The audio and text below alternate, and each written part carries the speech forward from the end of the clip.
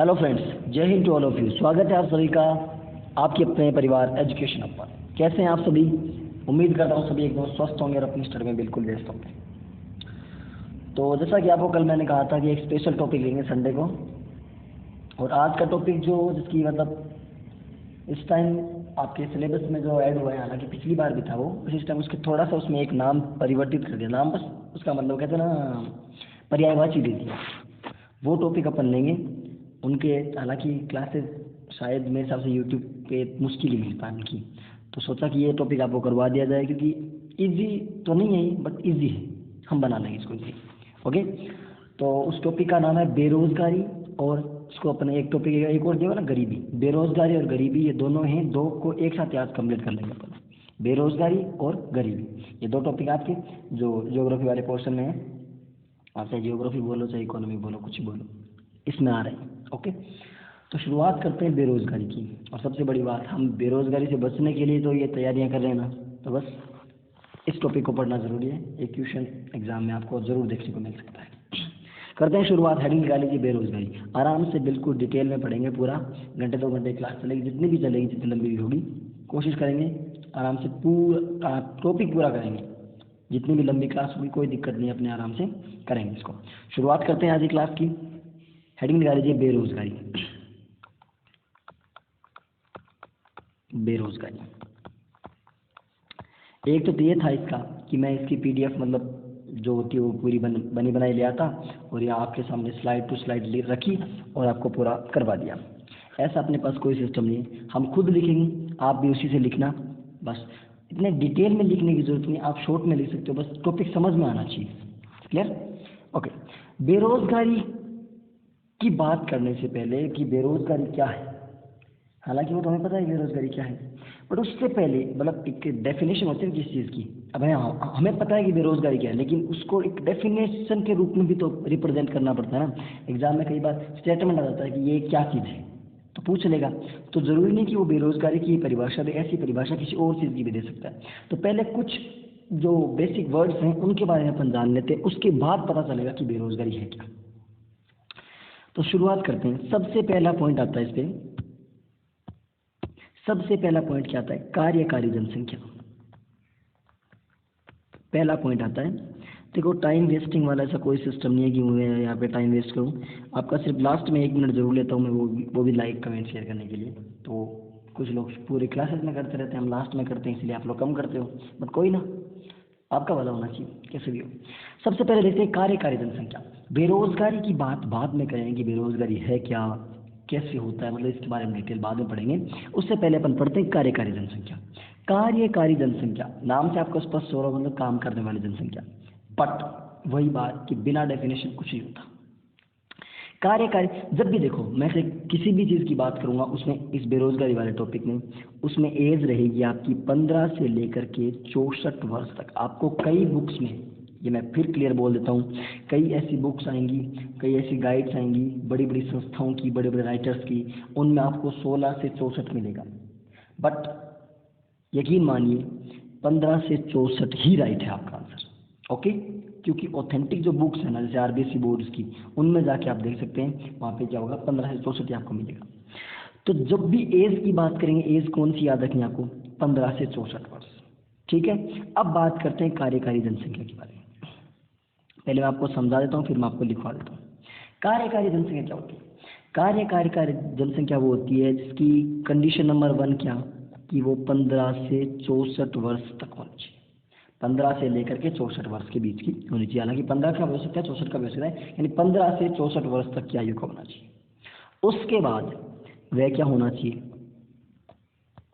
स्वस्थ होना चाहिए। स्वास्थ्य बिल्कुल जरूरी है। 15 से 64 वर्ष की आयु के बीच का होना चाहिए, इसकी आयु का होना चाहिए, स्वस्थ होना चाहिए, और उसमें क्या होनी चाहिए? उसमें काम करने की योग्यता व क्षमता होनी चाहिए। क्या होनी चाहिए? उसमें कार्य करने की योग्यता व क्षमता होनी चाहिए। यानी अब बात क्लियर हुई कि कार्यकारी जनसंख्या में कह किसको रहा हूं। कार्यकारी जनसंख्या का मतलब है कि ऐसी जनसंख्या, ऐसे 15 से 64 वर्ष तक के ऐसी आयु का वह जो व्यक्ति, कोई भी 15 से 64 वर्ष की आयु का वह व्यक्ति जो पहले कंडीशन क्या, स्वस्थ होना चाहिए। क्या होना चाहिए, स्वस्थ व्यक्ति जो कार्य करने की योग्यता रखता हो और क्षमता रखता हो। डेफिनेशन होगी क्या कि 15 वर्ष से लेकर के 64 वर्ष का वह स्वस्थ व्यक्ति जो कार्य करने की योग्यता व क्षमता रखता है, किसमें आता है, कार्यकारी जनसंख्या में आता है। ये डेफिनेशन आप लिख सकते हैं। ओके, कब कितनी एज का होना चाहिए, 15 से 64 वर्ष का होना चाहिए, बिल्कुल स्वस्थ होना चाहिए। स्वस्थ मतलब ये नहीं कि स्वस्थ इन द सेंस कि हर टाइप से फिजिकली मेंटली किसी भी टाइप से। यूजुअली पागल आदमी मतलब काम थोड़ी कर लेगा, वो कार्यकारी जनसंख्या में काउंट नहीं होता। ठीक है, उसके बाद कार्य करने की उसमें योग्यता होनी चाहिए और उसकी क्या होनी चाहिए, क्षमता होनी चाहिए। वो कौन सी होती है आपकी, कार्यकारी जनसंख्या। Number 1 definition clear. ठीक है, अब कार्यकारी जनसंख्या से कुछ थोड़ा सा इसमें और चेंज करते हैं तो फिर एक नई परिभाषा और बन जाती है। बेरोजगारी की बात करेंगे, बेरोजगारी का मुद्दा उठेगा, बट पहले हो गया कार्यकारी जनसंख्या। अब कार्यकारी जनसंख्या के बाद नेक्स्ट डेफिनेशन आती है किसकी, श्रम बल की। किसकी आती है, श्रम बल की। पहली कार्यकारी जनसंख्या देखिए क्या डेफिनेशन दी कि 15 से 64 वर्ष की आयु का वह स्वस्थ व्यक्ति जो कार्य करने की योग्यता व क्षमता रखता हो, क्या कहलाती है, कार्यकारी जनसंख्या कहलाती है। अब बात आती है नेक्स्ट 2 नंबर की, कार्यकारी जनसंख्या के बाद ये श्रम बल क्या होता है। श्रम बल क्या होता है, देखो आयु कितनी, 15 से 64 वर्ष। ओके, 15 से मतलब जो same to same definition repeat कर दो, बस उसमें थोड़ा सा परिवर्तन करेंगे कि 15 से 64 वर्ष की आयु का वह स्वस्थ व्यक्ति जो कार्य करने की योग्यता व क्षमता रखता है। ये तो कौन सी थी, कार्यकारी जनसंख्या की डेफिनेशन थी। इसमें क्या कर लेंगे कि 15 से 64 वर्ष का आदमी जो व्यक्ति जो कार्य करने की योग्यता स्वस्थ व्यक्ति जो कार्य करने की योग्यता, क्षमता व इच्छा रखता है, कि उसकी इच्छा होनी भी जरूरी है। कार्यकारी मतलब काम करने वाली जनसंख्या बहुत सारी, लेकिन काम करेगा कौन, जिसके मन में इच्छा होगी। जिसके मन में क्या होगी, इच्छा होगी। कार्यकारी जनसंख्या क्या थी कि 15 से 64 वर्ष की आयु का वह व्यक्ति, स्वस्थ व्यक्ति जो क्या हो, उसमें कार्य करने की योग्यता व क्षमता हो, लेकिन उस कार्यकारी जो जनसंख्या में जिसकी काम करने की इच्छा है ना, वो किस में काउंट होगा, वो श्रम बल में काउंट होगा। समझ गए, तो श्रम बल की डेफिनेशन क्या हुई कि 15 से 64 वर्ष की आयु का वह स्वस्थ व्यक्ति जो कार्य करने की योग्यता, क्षमता व इच्छा रखता हो, क्या हो जाएगा, श्रम बल हो जाएगा। Got the point. ठीक है, अब तीसरी डेफिनेशन पे चलते हैं। कार्यकारी जनसंख्या होगी, श्रम बल हो गया। श्रम बल के बाद अगली डेफिनेशन आती है कौन सी, कार्यबल की। कौन सी आती है, कार्यबल की। कार्यकारी जनसंख्या की क्या थी कि 15 से 64 वर्ष के बीच का स्वस्थ व्यक्ति जो क्या करे, इसकी योग्यता व क्षमता हो और इनके साथ भी इच्छा होगी, वो कौन सा हो जाएगा, श्रम बल में आ जाएगा। अब आती है कार्यबल। अब बताओ, मतलब इच्छा भी होगी कि मान लो किसी व्यक्ति में कार्य करने की क्षमता भी है, मतलब वो कार्यकारी जनसंख्या में काउंट हो रहा है, और उसकी इच्छा भी है, यानी श्रम बल तक भी क्लियर हो गया, लेकिन उस व्यक्ति को रोजगार मतलब नहीं मिल पा रहा है, तब की बात अलग हो जाएगी। लेकिन उसके पास रोजगार हो तभी तो वो काम करेगा ना, कोई रोजगार हो तभी तो वो काम करेगा। तो यानी 15 से 64 वर्ष की आयु का स्वस्थ व्यक्ति जो जिसमें कार्य करने की योग्यता, क्षमता व इच्छा रखने के साथ साथ उस व्यक्ति के पास क्या हो, उस व्यक्ति के पास रोजगार हो, यानी काम करने वाला कौन होगा, यानी वो व्यक्ति कार्यकारी जनसंख्या में आ गया, श्रम बल वाला आ गया, लेकिन उसके पास रोजगार होगा तभी तो वो कार्य होगा। जब तक रोजगार नहीं होगा तब तक कैसे पता चलेगा कि वो कार्य करने वाला है नहीं। ओके, तो कार्यकारी जनसंख्या, योग्यता व क्षमता, उसमें यदि इच्छा जोड़ देंगे तो श्रम बल आ गया, और श्रम बल वाला भी व्यक्ति कौन सा कि 15 से 64 वर्ष की आयु का वह स्वस्थ व्यक्ति जिसमें कार्य करने की योग्यता, क्षमता व इच्छा रखने के साथ साथ उसके पास क्या हो, उस व्यक्ति के पास रोजगार हो, वो किस में आ जाएगा, कार्यबल में। 3 डेफिनेशन क्लियर। कार्यकारी जनसंख्या समझ में आ गई, श्रम बल समझ में आ गया, कार्यबल समझ में आ गया। तीनों में एज समान है, बस एक एक वर्ड का डिफरेंस है। पहले में योग्यता क्षमता, फिर श्रम बल में योग्यता क्षमता व इच्छा, और तीसरे में योग्यता क्षमता इच्छा के साथ साथ उसके पास क्या होना चाहिए, रोजगार होना चाहिए। अब बताओ, जिसके पास रोजगार है वो तो कार्यबल में आ गया, लेकिन जिसके पास, बेचारे के पास रोजगार नहीं, वो किस में आ गया। अब अपनी डेफिनेशन आ गई, जो टॉपिक अपन पढ़ना चाह रहे हैं उस टॉपिक की डेफिनेशन आ गई। क्या डेफिनेशन आई? अब हेडिंग लगा लो बेरोजगारी। चौथी डेफिनेशन किसकी लिखेंगे अपन? बेरोजगारी की। बेरोजगार कौन होगा? इसके पास रोजगार नहीं होगा, वही तो। लेकिन वो कार्यकारी जनसंख्या, श्रम बल और कार्यबल, इन तीनों की शर्तों को क्या करना चाहिए? पूरा करना चाहिए। यानी 15 से 64 वर्ष की आयु का वह स्वस्थ व्यक्ति जो कार्य करने की योग्यता, क्षमता, इच्छा रखता है, लेकिन उसे न्यूनतम वेतन पर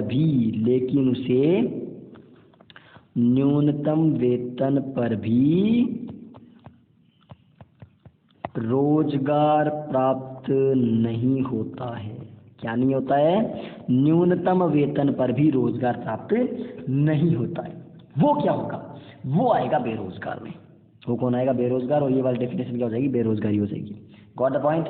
कार्यकारी जनसंख्या, श्रम बल, कार्यबल, लेकिन जिसके पास से मतलब ऐसा आदमी हो कि वो कार्य करने की क्षमता भी है, उसमें उसकी योग्यता भी है, इच्छा भी है, लेकिन मिनिमम वेतन के बावजूद, मतलब कम से कम वेतन में भी उसको काम नहीं मिल पा रहा है। कम से कम वेतन, वो वेतन भी कम से कम जितना कम, मान लो कि कोई काम करने की पर डे तनख्वाह 1000 रुपये होनी चाहिए, वो 100 रुपये में करने को भी तैयार है, बट उसके बावजूद भी उसको काम नहीं मिल पा रहा है, तो क्या हो जाएगी? वो चीज़ें बेरोजगारी में आ जाएंगी। Got the point? 4 definition clear होगी। फटाफट एक बार इन डेफिनेशन को दोबारा देख लेते हैं। पहली क्या थी? कार्यकारी जनसंख्या। कार्यकारी जनसंख्या 15 से 64 वर्ष का वह स्वस्थ व्यक्ति जो कार्य करने की योग्यता व क्षमता हो, क्या किस में आता है? कार्यकारी जनसंख्या में आता है। उसके बाद देखा श्रम बल। श्रम बल कौन सा? कार्यकारी जनसंख्या के पास उसकी इच्छा भी होनी चाहिए, यानी काम करने की इच्छा भी होनी चाहिए, वो किस में आ जाएगा? श्रम बल। और इच्छा होने के साथ साथ उसके पास रोजगार है, तो वो किस में आ जाएगा? कार्यबल। लेकिन उसकी इच्छा भी है, उसकी क्षमता भी है, उसकी योग्यता भी है, लेकिन उसके बावजूद भी न्यूनतम वेतन पर भी उसको काम नहीं मिल पाता है, तो वो कौन सा हो गया? और बेरोजगार हो गया। कौन हो गया? बेरोजगार हो गया। Is that clear? ओके, यहां तक की बातें क्लियर होगी। अब बड़ी बात आती है क्या? चारों डेफिनेशन क्लियर होगी। अब समझ में आया ना बेरोजगारी क्या होती है? डिटेल से इसलिए आराम से चल रहे हैं क्योंकि कोई ये टॉपिक, अब 2 टॉपिक हैं, जो बेरोजगारी और दरिद्रता, इन दोनों को कंप्लीट करते हैं और अच्छे तरीके से इनको समझना है, इसलिए आराम से समझा रहा हूँ। अब देखते हैं, क्लास थोड़ी लंबी हो जाएगी, कोई दिक्कत नहीं है, अपने घर की बात है, 1 घंटे 1.5 घंटे 2 घंटे ले लेंगे। ये तो है नहीं कि अपने मतलब पूरे दिन सुबह शाम तक अपनी क्लासेस चलती रहती हैं, कोई दिक्कत नहीं, आप 2 घंटे बैठ जाइए। कोई जब कोई टॉपिक क्लियर हो रहा है तो थोड़ा एक्स्ट्रा टाइम भी दे सकते हैं आपको। अब देखते हैं कि बेरोजगारी के कारण, किसके कारण देखते हैं अपन? बेरोजगारी के कारण, कि बेरोजगारी है तो सही, लेकिन क्यों है बेरोजगारी? क्या देखते हैं? कारण देखते हैं अपन। सबसे पहला कारण आप सभी को पता है, कौन सी? बिल्कुल, जितनी ज्यादा ये बढ़ेगी उतनी ही बेरोजगारी बढ़ेगी, यानी जनसंख्या वृद्धि सबसे बड़ा कारण है। जितनी ज्यादा पॉपुलेशन होगी उतनी ही ज्यादा बेरोजगारी बढ़ेगी। दूसरी बात, आर्थिक विकास। दूसरी बात क्या? आर्थिक विकास में धीमी गति। कौन सी गति? धीमी गति, यानी जो इकोनॉमिकल डेवलपमेंट है वो बहुत धीरे धीरे हो रहा है। जनसंख्या वृद्धि बेरोजगारी का पहला कारण। दूसरा कारण आपका जो आर्थिक विकास है, देश का जो आर्थिक विकास है, राज्य का जो आर्थिक विकास है, जिले का, पंचायत का, तहसील का, गांव का, शहर का, डाणी का, घर का, आपका जो आर्थिक विकास है, जो इकोनॉमिकल डेवलपमेंट है, वो बहुत धीरे धीरे हो रहा है, बहुत धीमी गति से होगा। ऑब्वियस सी बात, देखो डॉलर के मुकाबले आज अपना रुपया कितना कितना कितना डाउन है, तो आर्थिक विकास में कमी है, तभी तो डाउन है ना। नहीं तो ये होना चाहिए था कि रुपया ज़्यादा बड़ा होना चाहिए था, डॉलर छोटा होना चाहिए था, ऐसे भी तो हो सकता था ना। लेकिन यही है कि जनसंख्या वृद्धि और आर्थिक विकास धीमी गति से होने के कारण लोगों में बेरोजगारी बढ़ रही है। ओके, अब देखो पिछली जब रिपोर्ट आई थी ना, पिछली रिपोर्ट आई थी 2011 में। 2011 में क्या हुआ था कि जो पूरे भारत के 43.60%, 43.60% लोग किसी न किसी आर्थिक गतिविधि में शामिल थे। किसी न किसी किसमें? आर्थिक गतिविधि में शामिल थे। 2011 की रिपोर्ट के अनुसार 43.60%, 43.60% लोग किसी न किसी प्रकार की आर्थिक गतिविधि में क्या थे, शामिल थे। अब बताओ इनके अलावा कितने बच गए, इनके अलावा बच गए 56.40%। ये क्या थे, जो हम बेरोजगार थे। क्या थे, बेरोजगार।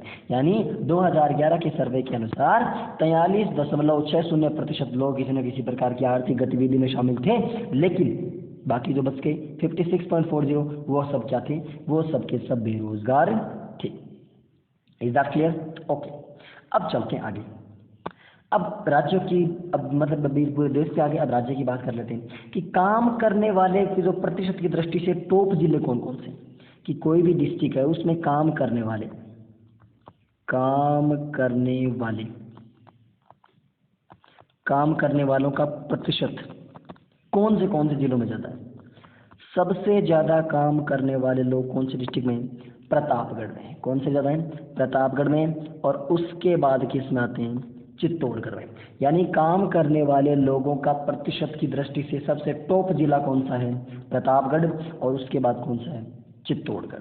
ये दो डिस्ट्रिक्ट, मतलब हालांकि आगे क्रम और होगा, लेकिन अपने को सिर्फ इतना ध्यान रखना है, टॉप फर्स्ट और सेकेंड इतना ध्यान रखिए। इतना डिटेल में नहीं जाएगा, एक क्वेश्चन पूछेगा इस टॉपिक से तो इतना वो डीप नहीं जाएगा कि मतलब बिल्कुल बाल की खाल निकलवाएगा, नहीं। तो कितना काम करने वालों के प्रतिशत की दृष्टि से सबसे टॉप जिला कौन सा, प्रतापगढ़, और सबसे उसके बाद कौन सा, चित्तौड़गढ़। तो अब बात उनकी भी कर लेते हैं, क्या, जो पिछड़े हुए हैं। तो इनमें काम करने वालों में पिछड़े हुए जिले कौन से हैं, तो पिछड़े हुए जिले सुनकर के आपको अचंभा होगा, कानों पैरों की तरह जमीन खिसकती है। जयपुर, और जयपुर के बाद सीकर। पहला जयपुर और जयपुर के बाद सीकर। अब सोचो पिछड़े हुए जिले में आ रहा है काम, मतलब लोगों के पास रोजगार नहीं है जयपुर वालों के पास। काम करने वालों के प्रतिशत की दृष्टि से पहला जिला कौन सा, प्रतापगढ़, दूसरा कौन सा, चित्तौड़गढ़। और पिछड़े हुए जिलों में सबसे ज्यादा पिछड़ा हुआ कौन, जयपुर, और उसके बाद पिछड़ा हुआ कौन, सीकर। Is that clear? एक बात समझ में आई क्या, जहां पर जितनी ज्यादा पॉपुलेशन, अब जयपुर में बताओ अनाप शनाप लोग भरे हुए ना, कितने, मतलब जितनी ज्यादा पॉपुलेशन वहां पर काम करने वाले उतने ही कम। जयपुर में स्टूडेंट्स भी आते हैं, जयपुर में मजदूर भी आते हैं, जयपुर में मतलब बहुत सारे लोग जयपुर में आते हैं। तो क्या सबके पास रोजगार है, नहीं, सबके पास नहीं। जो स्टूडेंट्स वहाँ पढ़ने आते हैं, अनलिमिटेड स्टूडेंट्स आते हैं, बहुत सारे स्टूडेंट्स अपना फ्यूचर संवारने आते हैं, बेरोजगारी का धब्बा हटाने के लिए आते हैं, वो वहाँ पर आते हैं ना, तो वो भी तो उसी में काउंट होते हैं। तो इसलिए जयपुर पिछड़े हुए लोगों में फर्स्ट पे है, और उसके बाद सीकर है, ठीक है ना। तो जहाँ पर जनसंख्या ज़्यादा उसके अकॉर्डिंग सीकर। और काम करने वालों में राजस्थान का स्थान कौन सा है, मतलब पूरे भारत में काम करने वाले लोगों में राजस्थान का स्थान कौन सा है, 11वां। राजस्थान का स्थान कौन सा है, 11वां। समझ में आई इतनी बातें कि काम करने वाले के प्रतिशत के हिसाब से कौन सा, प्रतापगढ़ और चित्तौड़गढ़ टॉप पे है, जयपुर और सीकर पिछड़ा हुआ है। और राजस्थान का स्थान कौन सा है काम करने वाले लोगों में, राजस्थान का स्थान है 11वां। ये कुछ बेसिक जानकारियां थी। अब नेक्स्ट हेडिंग लगाइए आप, बेरोजगारी के प्रकार। अब देखेंगे कि कौन कौन सी बेरोजगारी। फिर मुझसे ये मत पूछना कि हम कौन सी बेरोजगारी में शामिल हैं, देख लेना, मैं बेरोजगारी बता दूंगा, बेरोजगारी का सिम्टम बता दूंगा कि ये ऐसी बेरोजगारी इस टाइप की होती है। अब उसके अकॉर्डिंग आप खुद देख लेना कि आप कौन सी बेरोजगारी में आते हो और आप कौन सी बेरोजगार, मतलब सिंपल सी बात, जॉब लगो, बेरोजगारी का धब्बा हटाओ, बात खत्म। उसी के लिए हम पढ़ रहे हैं, तो बस पढ़ते रहिए, अपने आप बेरोजगारी का धब्बा, सबसे ईजी तरीका है बेरोजगारी हटाने का। नहीं तो आप माल मजदूरी करते रहोगे, माल मजदूरी करने से क्या मिलता है, कुछ नहीं मिलता आजकल। ठीक है, करते हैं शुरुआत। अब बेरोजगारी के प्रकार आपको लगभग क्या, मतलब 9 प्रकार की बेरोजगारी बताऊंगा मैं, 9 प्रकार की। हाँ, बेरोजगारी के प्रकार होते हैं। सबसे पहली हेडिंग लगाइए आप, नंबर 1 लिखिए, मौसमी बेरोजगारी। मौसमी बेरोजगारी नंबर 1 है। कौन सी बेरोजगारी, मौसमी बेरोजगारी। फिर कह रहा हूँ राइटिंग में मत जाइएगा, पेन स्लिप होता है, इस पे लिखा नहीं जाता स्क्रीन पे, तो पेन स्लिप होता है, ओके। और वैसे आपको पढ़ने से मतलब है, राइटिंग से क्या मतलब होना चाहिए। फिर भी किसी को चिंता हो तो होने दो, अपनी क्या है, दुनिया का काम है चिंता करना, हम अपना काम कर रहे हैं। मौसमी बेरोजगारी, मौसमी बेरोजगारी की बात करते। अब सोचो इस नाम से क्या स्पष्ट नहीं हो रहा आपको? इस नाम से क्या पता नहीं चल रहा कि किस चीज की बात कर रहे हैं? मौसमी बेरोजगारी का मतलब मौसम के अनुसार। सोचो, जैसे कोई किसान है, क्या किसान पूरे साल भर काम करता है? नहीं। जब बारिश होती है, जब उसके फसल का सीजन आता है, उसी टाइम काम करता है, उसके बाद वो काम नहीं करता। उसके बाद आराम से चारपाई तोड़ता है। अब चारपाई तोड़ने वाला, हालांकि किसान के लिए ऐसा नहीं बोलना चाहिए, किसान सबसे मेहनती व्यक्ति होता है और बिल्कुल उसके जैसा मेहनत कोई कर नहीं सकता। हम जितने बैठे ना, अगर किसान ने काम करना बंद कर दिया, हम सब भी नहीं, हम कुछ नहीं कर सकते। ओके, तो जिन व्यक्तियों को, देखो मौसमी बेरोजगारी में कौन आते हैं कि जिन व्यक्तियों को पूरे वर्ष काम नहीं मिलता है, मतलब पूरे के पूरे साल काम नहीं करेंगे, पूरे वर्ष काम नहीं कर करके केवल कुछ माह तक काम करते हैं, साल के कुछ महीनों की काम करेंगे, ऐसी बेरोजगारी, या जिन व्यक्तियों को पूरे वर्ष काम नहीं मिल करके वो साल के कुछ महीनों तक ही काम मिलता है उनको, वो कौन से होते हैं? मौसमी बेरोजगारी। यानी कि मौसम, जैसे वही बात, किसान से सिंपल सी इस बेरोजगारी को समझ सकते हो। किसान है, मान लो फसल का सीजन चल रहा है, उन 3-4 महीनों में काम करेगा, उसके बाद रेस्ट करेगा, फिर उसके बाद फसल का सीजन आया, फिर 3-4 महीने काम करेगा, फिर रेस्ट करेगा, यही काम करते हैं। तो वही क्या है? मौसमी बेरोजगारी। मौसमी बेरोजगारी जिन व्यक्तियों को पूरे वर्ष भर काम नहीं मिल करके केवल वर्ष के कुछ महीनों तक ही काम मिलता है, वो किसके अंतर्गत आते हैं? मौसमी बेरोजगारी के अंतर्गत आते हैं। और ये सबसे बड़ी बात रख लीजिए कि राजस्थान मौसमी बेरोजगारी का सबसे बड़ा एग्जाम्पल है। मतलब इस राजस्थान में मौसमी बेरोजगारी सबसे ज़्यादा है। क्यों? क्योंकि यहाँ का हर एक इंसान किस पर डिपेंडेंट है? पूरी तरह से खेती पर। मतलब बहुत ज़्यादा जनसंख्या राजस्थान में ऐसी है, लगभग 60 से 70% पॉपुलेशन ऐसी जो खेती पर डिपेंडेंट है। और खेती पर डिपेंडेंट है तो मतलब किस पर डिपेंड है? मौसम पर। यदि फसल, मतलब बारिश अच्छी हुई तो फसल अच्छी होगी, और फसल अच्छी हुई तो उतना काम उतना कर सकता है। लेकिन क्या पूरे वर्ष काम करेगा? नहीं करेगा। तो वो व्यक्ति जिनको पूरे वर्ष काम नहीं मिल केवल कुछ महीनों तक काम मिलता है, वो कौन से होते हैं? मौसमी बेरोजगारी में। और राजस्थान कौन सी बेरोजगारी से ग्रस्त है? राजस्थान इसी मौसमी बेरोजगारी से ग्रस्त है। Got the point? Is that clear? पहली बीमारी बिल्कुल आपको समझ, सॉरी बीमारी नहीं, पहली बेरोजगारी संभाला की बीमारी है, क्या कर सकते हैं। बट पहली बात समझ में आ गई, कौन सी? मौसमी बेरोजगारी। क्लियर? अब मौसमी बेरोजगारी के बाद नंबर 2 पे आती है कौन सी? संरचनात्मक बेरोजगारी, स्ट्रक्चरल अनएम्प्लॉयमेंट। संरचनात्मक बेरोजगारी। संरचनात्मक बेरोजगारी क्या होती है? ये बेरोजगारी क्या है कि संरचनात्मक, देखो नाम छोटा सा नहीं है ना, बड़ा नाम है काफी। तो ये क्या है? एक दीर्घकालीन बेरोजगारी है, मतलब लंबे टाइम तक चलती है बेरोजगारी। अभी समझ में आ जाएगा लंबे टाइम तक क्यों चलती है। दीर्घकालीन बेरोजगारी है। संरचनात्मक, मौसमी बेरोजगारी केवल मौसम के अकॉर्डिंग, मतलब कुछ माह तक काम मिलता है, वो वाली बेरोजगारी। लेकिन तो लंबे टाइम तक नहीं चलती ना। बारिश कब तक नहीं होगी? अगले सीजन में हो जाएगी, अगले सीजन में, लेकिन लंबे टाइम तक नहीं चलती। लेकिन जो संरचनात्मक बेरोजगारी है, ये दीर्घकालीन बेरोजगारी है। तो आप सोचोगे सर आपने ये तो बता दिया कि संरचनात्मक बेरोजगारी दीर्घकालीन होती है, बट ये तो बताओ कि संरचनात्मक बेरोजगारी है क्या? मतलब कहना क्या चाहते हो आप? देखो, संरचनात्मक बेरोजगारी ये है कि मान लो कोई भी देश है, कोई भी राज्य है, कुछ भी है, कोई भी देश या राज्य है, उसकी जो अर्थव्यवस्था है, उसकी क्या इकोनॉमी, उसकी जो अर्थव्यवस्था है वो मान लो नीचे गिर गई। किसी भी देश या किसी भी राज्य की अर्थव्यवस्था नीचे गिर गई। अब अर्थव्यवस्था नीचे गिर गई तो बताओ अर्थव्यवस्था को उठने में टाइम लगेगा कि नहीं लगेगा? ये तो है नहीं कि आज नीचे गिर गई तो मतलब सब्जी का भाव है कल वापस बढ़ जाएगा, नहीं, ऐसा नहीं होता है। इकोनॉमी यदि डाउन जा रही है तो उसको वापस रिकवर होने में बहुत टाइम लगता है। और वही एक कौन सी है कि किसी देश या राज्य की यदि अर्थव्यवस्था के मामले में यदि वो पिछड़ जाता है, अर्थव्यवस्था उसकी नीचे गिर जाती है, तो उस समय रोजगार के अवसर, अब बताओ जब इकोनॉमी गिर गई, अर्थव्यवस्था गिर गई, तो रोजगार के अवसर समाप्त होंगे कि नहीं होंगे? ऑब्वियस सी बात होगी। तो अर्थव्यवस्था नीचे गिर गई तो रोजगार भी क्या हो जाएगा? इसी अर्थव्यवस्था के साथ क्या हो जाएगा? नीचे गिर जाएगा। और अब अर्थव्यवस्था को उठने में टाइम लगेगा तो उतना ही टाइम किसको लगेगा? रोजगार को उठने में। यानी किसी देश या राज्य की अर्थव्यवस्था गिरने के साथ साथ उस राज्य में रोजगार के अवसर समाप्त हो जाते हैं। तो कौन सी बेरोजगारी आ जाती है उसमें? संरचनात्मक बेरोजगारी। इसका पर्टिकुलर कोई एग्जाम्पल नहीं है, क्योंकि किसी भी देश की इकोनॉमी डाउन जा सकती है और किसी भी देश में अनएम्प्लॉयमेंट बढ़ सकता है। समझ में आ गया। संरचनात्मक बेरोजगारी को दीर्घकालीन क्यों कहते हैं? क्योंकि इकोनॉमी है भाई साहब, कोई गुड्डे गुड़ियों का खेल नहीं कि आज बिगड़ा तो कल बन जाएगा, नहीं, इकोनॉमी है, डाउन जाती है तो फिर उसको रिकवर होने में काफी टाइम लगता है। ठीक है, तो जब देश या राज्य की अर्थव्यवस्था पिछड़ जाती है तो उस समय क्या होता है कि उसमें रोजगार के अवसर भी समाप्त हो जाते हैं, और रोजगार के अवसर समाप्त हो जाते हैं तो कौन सा होती है, कौन सी बेरोजगारी? संरचनात्मक बेरोजगारी से ग्रस्त हो जाता है। Is that clear? ओके, अब नेक्स्ट चलते हैं 3 नंबर पे।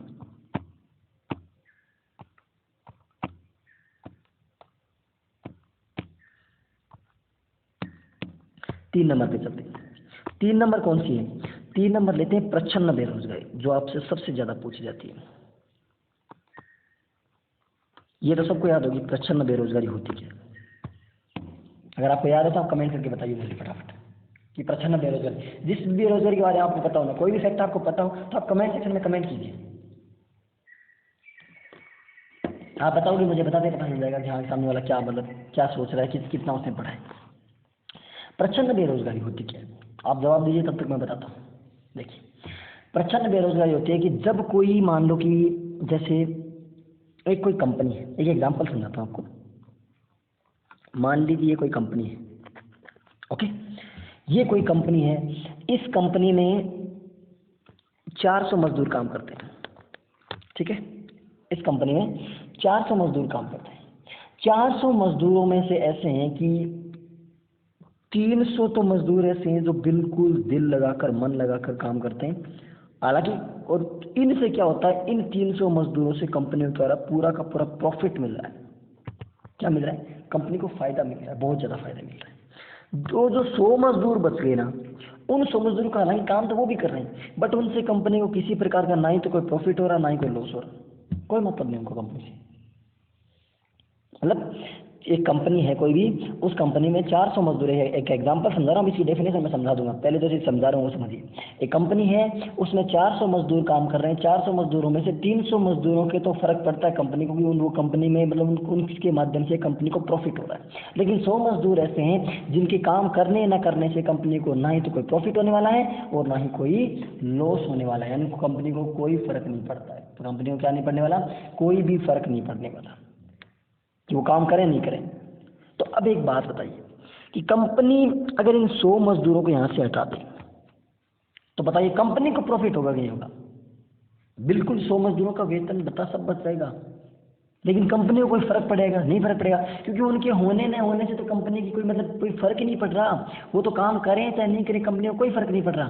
तो वो कौन से, ये जो 100 लोग हैं ना, ये किसकी हैं? एक तरीके से छिपी हुई बेरोजगार है। इनको खुद को नहीं पता कि ये बेरोजगार हैं। जब तक इनको फर्क मतलब कंपनी को कोई फर्क नहीं पड़ेगा, अगर इनको निकाल देगी तब भी कोई फर्क नहीं पड़ेगा, अगर इनको रख रही है तब भी कोई मतलब इनका मतलब ये नहीं कि नुकसान मतलब फायदे में जा रही है, और अगर निकालने के बाद कोई नुकसान में चल जाएगी, नहीं, कंपनी को कोई फर्क नहीं पड़ने वाला। हाँ, कंपनी को निकालने के बाद फिर भले ही थोड़ा फर्क पड़ जाए कि वो उनका वेतन मतलब उनका बच जाए, तो कंपनी थोड़ा और प्रोसेस कर सकती है, बट इन लोगों को जरूर फर्क पड़ता है। जैसे ही कंपनी ने इनको निकालते क्या हो गई? बेरोजगार। तो एक तरीके से कौन सी बेरोजगारी है? ये छिपी हुई बेरोजगारी जो दिखाई नहीं दे रही हमें, जो क्या नहीं हो रही, ये दिखाई नहीं दे रही। 400 काम कर रहे हैं तो भी हमें वही लग रहा है कि कंपनी मतलब कोई, और 400 की जगह 300 काम करेंगे ना तो भी वही काम करेगी कंपनी। तो यानी इस बेरोजगारी को क्या बोलते हैं अपन? ये बेरोजगारी कौन सी है? छिपी हुई बेरोजगारी है। कौन सी है? छिपी हुई बेरोजगारी है। यानी कि अब लिखो कि जब कोई औद्योगिक इकाई, जब किसी औद्योगिक इकाई में आवश्यकता से ज्यादा लोग काम कर रहे हैं, डेफिनेशन खुद ही बना लेते हैं अपन कि जब कोई औद्योगिक इकाई है, मान लो कि उसमें आवश्यकता से ज्यादा लोग कार्य कर रहे हों, तो उनमें से कुछ लोगों की उत्पादकता, रिप्रोडक्टिविटी, प्रोडक्टिविटी क्या है? उत्पादकता उनकी 0 है, 0 है, यानी वो कंपनी को मतलब कोई फायदा नहीं पहुंचा पा रहे। तो ऐसे लोग किसके अंतर्गत आते हैं? प्रच्छन्न बेरोजगारी। यानी उनको हटा देंगे तो खुद बेरोजगार हो जाएंगे वो, लेकिन कंपनी को कोई फर्क नहीं पड़ने वाला। समझ गए? यानी जब किसी औद्योगिक इकाई में आवश्यकता से ज्यादा लोग कार्य कर रहे हों और उनमें से कुछ लोगों की जो क्या है, जो उत्पादकता क्या है, 0 है, तो वो क्या हो, किसका शिकार है? वो सब के सब प्रच्छन्न बेरोजगारी के अंतर्गत आते हैं। इस बार क्लियर? बात समझ में आई? किसके अंतर्गत आते हैं? प्रच्छन्न बेरोजगारी के अंतर्गत आते हैं। 3 बातें क्लियर अब तक? 4 नंबर देखते हैं। Next number 4। नंबर 4 क्या है? नंबर 4 आती है अल्प बेरोजगारी। फोर्थ वाली कौन सी है? अल्प बेरोजगारी। अल्प बेरोजगारी क्या है? देखिए समझते हैं।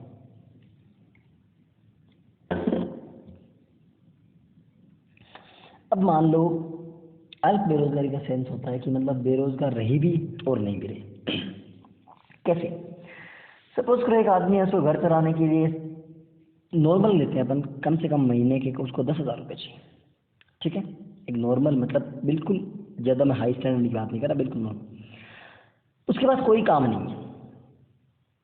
मैंने उससे कहा कि यार देख, तेरे पास कोई काम तो है, मैं तुझे ये काम दे सकता हूँ, लेकिन उसी तरह तनख्वाह 5,000 ही मिलेगी। अब वो काम मतलब हालांकि उसको घर चलाने के लिए ज़रूरत कितनी है? 10,000 की, लेकिन वो 5,000 में भी काम करने को तैयार है। क्यों? क्यों? क्योंकि उसको कम से कम 5,000 की तो हेल्प मिल रही है ना। यानी अल्प बेरोजगारी क्या है कि आवश्यकता से कम कार्य का मिलना। कार्य का मिलना इन द सेंस कि अब आपको फाइनली कार्य का मतलब क्या होता है, आपके पास हम रिजल्ट आना चाहिए कि आपको सैलरी हाथ में कितनी आ रही है। यदि आपको आवश्यकता से कम काम मिल रहा है तो कौन सी बेरोजगारी हो गई? अल्प बेरोजगारी। यानी लिखो, आवश्यकता से कम काम मिलना। क्या मिलना?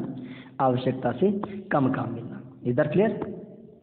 ठीक है, बात समझ में आ गई क्या कि अल्प बेरोजगारी कौन सी बेरोजगारी होती है? यदि आपको आवश्यकता से कम काम मिल रहा है तो आप किस कौन सी बेरोजगारी के शिकार हैं? अल्प बेरोजगारी की। अब ये मत पूछिए कि हम कौन सी बेरोजगारी के शिकार हैं, आप खुद एग्जाम्पल देख लो, उनके माध्यम से आप समझ जाओ क्या हम इसके अंतर्गत आते हैं। ठीक है, और इसके बाद अल्प बेरोजगारी के बाद देखते हैं अपन नेक्स्ट, ये डेफिनेशन लिखूंगा, शायद आप सबके डाउट क्लियर हो जाएंगे। शिक्षित बेरोजगारी। कौन सी बेरोजगारी की बात करें अपन? अब बात करेंगे शिक्षित बेरोजगारी। संरचनात्मक पढ़ ली, प्रचंड पढ़ ली, मौसमी पढ़ ली, अल्प बेरोजगारी पढ़ ली। अब 5वीं बेरोजगारी देखते हैं, शिक्षित बेरोजगारी। शिक्षित बेरोजगारी क्या होती है? देखो नाम से स्पष्ट हो रहा है कि पढ़े लिखे लोग हैं, योग्यता प्राप्त हैं, लेकिन उनको उनकी योग्यता और रुचि के अकॉर्डिंग काम नहीं मिल पा रहा है। सिंपल सी बात, मान लीजिए आप में से कई बहुत सारे लोग ऐसे हैं जो पढ़े लिखे, उनके पास पूरी क्वालिफिकेशंस हैं, लेकिन उनकी क्वालिफिकेशंस के अकॉर्डिंग और उनकी रुचि के अनुसार, उनकी इच्छा के अनुसार उनको काम नहीं मिल पा रहा है। तो किसके शिकार हो गए? वो किसके शिकार हो गए? आपके शिक्षित बेरोजगारी के। यानी कि योग्यताधारी, योग्यता है आप में, योग्यता है आपने काम करने की, शिक्षित हो आप, योग्यताधारी शिक्षित वर्ग, उनको क्या होगा? अपनी योग्यता और रुचि के अनुरूप, योग्यता व रुचि के अनुसार क्या होता है, यदि आपको काम नहीं मिल रहा है, योग्यता और रुचि के अनुसार आपको काम नहीं मिल रहा है, तो आप कौन सी बेरोजगारी के शिकार हो? शिक्षित बेरोजगारी की। सबसे प्रयास करिए। कैसे? आपके पास पूरी डिग्री है, पूरी क्वालिफिकेशंस हैं, लेकिन उन डिग्री और उन क्वालिफिकेशंस के अकॉर्डिंग आपको कोई भी रोजगार नहीं मिल पा रहा है, तो आप किसके शिकार हो गए? आप शिक्षित बेरोजगारी के शिकार हो गए। और यह बेरोजगारी ज़्यादा कौन से क्षेत्रों में होती है? शहरी क्षेत्रों में, क्योंकि शहरों में लोग ज़्यादा शिक्षित हैं गाँव से। मैं ये नहीं कहता कि गाँव में शिक्षित नहीं है, मैं कह रहा हूँ शहरों में ज़्यादा है। तो शिक्षित बेरोजगारी कौन सी? उच्च योग्यता प्राप्त जो शिक्षित वर्ग हैं, उन लोगों को अपनी योग्यता और रुचि के अनुसार कोई भी काम नहीं मिल पाता है, तो किसके शिकार हो गए? शिक्षित बेरोजगारी की। कौन से क्षेत्र में ज़्यादा होती है? शहरी क्षेत्र में ज़्यादा होती है। नेक्स्ट चलते हैं 6 नंबर पे। 6 नंबर क्या है? 6 नंबर है तकनीकी बीमारी, तकनीकी बेरोजगारी। 6 नंबर कौन सी है? तकनीकी बेरोजगारी। तकनीकी बेरोजगारी क्या होती है? हम देखो श्रम प्रधान, देखो सिंपल सी बात, इसकी डेफिनेशन ये है, श्रम प्रधानता की बजाय आपको पूंजी प्रधानता को आप बढ़ावा दे रहे हैं। यानी श्रम प्रधान तकनीक के स्थान पर पूंजी प्रधान तकनीक को क्या देना? बढ़ावा देना। श्रम प्रधान तकनीक के स्थान पर पूंजी प्रधान तकनीक को बढ़ावा देना। नहीं समझना? मैं समझाता हूँ। मान लीजिए एक कोई भी उद्योग है, उसमें 10 व्यक्ति काम करते हैं। अब उस उद्योग के मालिक ने एक मशीन लगा दी वहाँ पे, और ये मशीन इन 10 व्यक्तियों का काम एक साथ करने लग गई, तो क्या बताओ इन 10 व्यक्तियों को वहाँ पे जरूरत है क्या? नहीं है। इस मशीन का खर्चा भी बच गया, इनकी सैलरी बच गई, क्योंकि इनकी सैलरी के माध्यम से मान लो इसकी इनकी सैलरी 1,000 थी, तो इनकी सैलरी कितनी होगी 10,000, लेकिन मशीन में खर्च कितना है 5,000, तो कंपनी को सीधी सीधी बचत हो रही है ना। तो क्या कि आदमी का स्थान यदि कोई मशीन ले लेती है यानी श्रम प्रधान की जगह पूंजी प्रधान तकनीक को बढ़ावा मिल रहा है, तो कौन सी होगी? तकनीकी बेरोजगारी होगी। कौन सी बेरोजगारी होगी? तकनीकी बेरोजगारी। इधर क्लियर? अब चलते हैं अगली 2 बेरोजगारियां, काफी महत्वपूर्ण बेरोजगारियां। क्या? अगली 2 बेरोजगारियां जो मैं बता रहा हूं आपको वो काफी महत्वपूर्ण है और एक साथ दोनों को पढ़ेंगे। एक तरफ लिखो 6 नंबर 7 नंबर स्वैच्छिक बेरोजगारी, और दूसरी तरफ लिख दो अनैच्छिक बेरोजगारी। एक तरफ स्वैच्छिक बेरोजगारी और एक तरफ अनैच्छिक बेरोजगारी। चलिए, स्वैच्छिक तकनीकी तक पढ़ ली, मौसमी पढ़ ली, संरचनात्मक पढ़ ली, प्रच्छन्न बेरोजगारी पढ़ ली, अल्प बेरोजगारी पढ़ ली, शिक्षक बेरोजगारी पढ़ ली, तकनीकी बेरोजगारी पढ़ ली। अब स्वैच्छिक और अनैच्छिक बेरोजगारी की बात करते हैं। देखो, स्वैच्छिक बेरोजगारी क्या होती है? सबसे पहले ये बात बताओ कि आपको एक डेफिनेशन याद है कार्यकारी जनसंख्या के बारे में? आपको बताया था मैंने। तो कार्यकारी जनसंख्या का कुछ भाग ऐसा होता है जो मान लो रुचि नहीं रखता, कोई भी उत्पादन कार्य है उनमें रुचि नहीं रखता, या मान लो कि उनको जो मजदूरी की जो प्रचलित दर है ना उनसे अधिक को मतलब काम करना, उस ऊंची रेट चाहिए उसको। सपोज करो मान लो मेरे पास कोई रोजगार, एक अपन जनरल एग्जांपल लेते हैं, गांव की बात करते हैं, जैसे गांव की या शहरों की बात करते हैं। मान लो कोई मिस्त्री है, जो मकान बनाने वाले मिस्त्री है वो है, फ्री बैठा है घर पे, बिल्कुल काम करने की उसमें क्षमता है, योग्यता है, उसमें वो काम कर सकता है और उसमें क्षमता भी है और उसमें योग्यता भी है, लेकिन उसकी रुचि नहीं है। वो कहता है कि नहीं करूँगा मैं तो काम, मुझे नहीं करना काम। तो वो किसमें, क्या उसमें उसकी खुद की रुचि नहीं है, मतलब स्वेच्छा, खुद की रुचि नहीं है मतलब स्वेच्छा से काम नहीं कर रहा ना, तो कौन सी बेरोजगारी होगी? स्वैच्छिक बेरोजगारी होगी। या अब मान लो जबरदस्ती, कैसे मान लो मेरा खास फ्रेंड है, वो होगा यार काम तो करना ही पड़ेगा। गांव में सपोज करो मजदूरी चल रही है 500 रुपये प्रतिदिन, उसने कह दिया देख भाई काम कर लूँगा लेकिन मैं 1,000 रुपये लूँगा। अब बताओ 500 वाली चीज़ क्या मैं 1,000 में लेके आ सकता हूँ? नहीं लेके आऊँगा। तो ऑब्वियस सी बात कि उसको इनडायरेक्टली मतलब मना तो करना है, उसकी रुचि नहीं है तो दाम बढ़ा देगा अपने।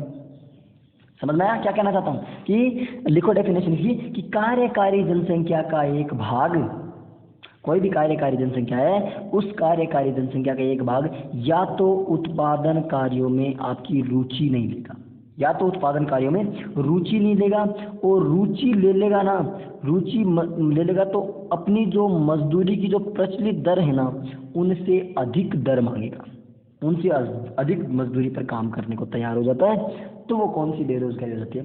स्वैच्छिक बेरोजगारी। यानी या तो उसकी रुचि नहीं है काम करने की, और रुचि है, मान लो कि रुचि नहीं है फिर भी वो कह रहा है कि चलो ठीक है कर लूंगा लेकिन मैं तुझे एक्स्ट्रा रुपये लूंगा, तो वो कौन सी बेरोजगारी होगी? स्वैच्छिक बेरोजगारी होगी। Is that clear? ओके। अब बात बची अनैच्छिक। अब मान लो किसी की रुचि है, उसके पास योग्यता है, उसके पास क्षमता है, सब कुछ है। मान लो कोई मजदूरी, वही जो व्यक्ति है उसके पास योग्यता भी है काम करने की, रुचि भी है उसकी और क्षमता भी है, तीनों चीजें हैं, लेकिन उसके बावजूद भी अब बताओ उसको, अब उस जो मिस्त्री था ना, अभी मैं थोड़ी देर पहले उसकी बात कर रहा था स्वैच्छिक मजदूरी वाले में, कि मतलब स्वैच्छिक वाला वो खुद की मतलब 500 के 1,000 रुपये मांग रहा था। अब उसके घर में ऐसी कोई इमरजेंसी आ गई कि उसको काम करना ही पड़ेगा, उसको ज़रूरी है, पैसों की बहुत आवश्यकता है। अब वो मेरे पास आया कि देख भाई यार ऐसी ऐसी बात है और मुझे काम करना, तो कह रहा था तेरे घर पे काम कर लूँगा। तो मैंने कहा देख भाई काम मैं करवा लूँगा लेकिन तेरे को 100 रुपये प्रतिदिन दूंगा।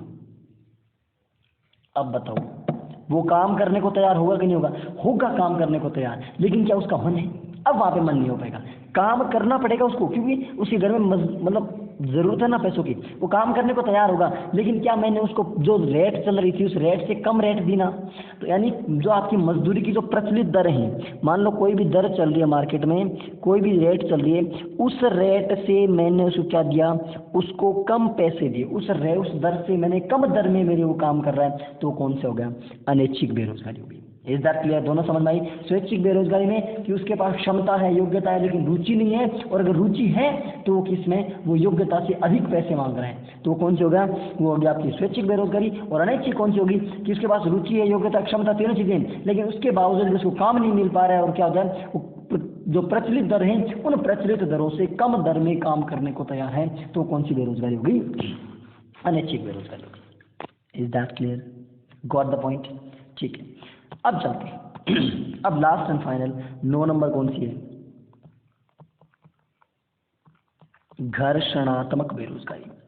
9 नंबर बेरोजगारी कौन सी है, घर्षणात्मक बेरोजगारी। चलिए अब घर्षणात्मक बेरोजगारी के बारे में और बात कर लेते हैं। घर्षणात्मक बेरोजगारी कौन सी है? बस बेरोजगारी पूरा होने वाला है, हो गया पूरा, बेरोजगारी इतनी है, थोड़ी सी और चीजें बतानी। घर्षणात्मक बेरोजगारी क्या होती है कि मान लो, सपोज कीजिए, एक एग्जांपल लेते हैं, जैसे आजकल फोन, मतलब फोन, हाँ फोन क्या लेते हैं, आपके हाथ में फोन है ना, चलिए फिर फोन बनाते हैं अपने यहाँ।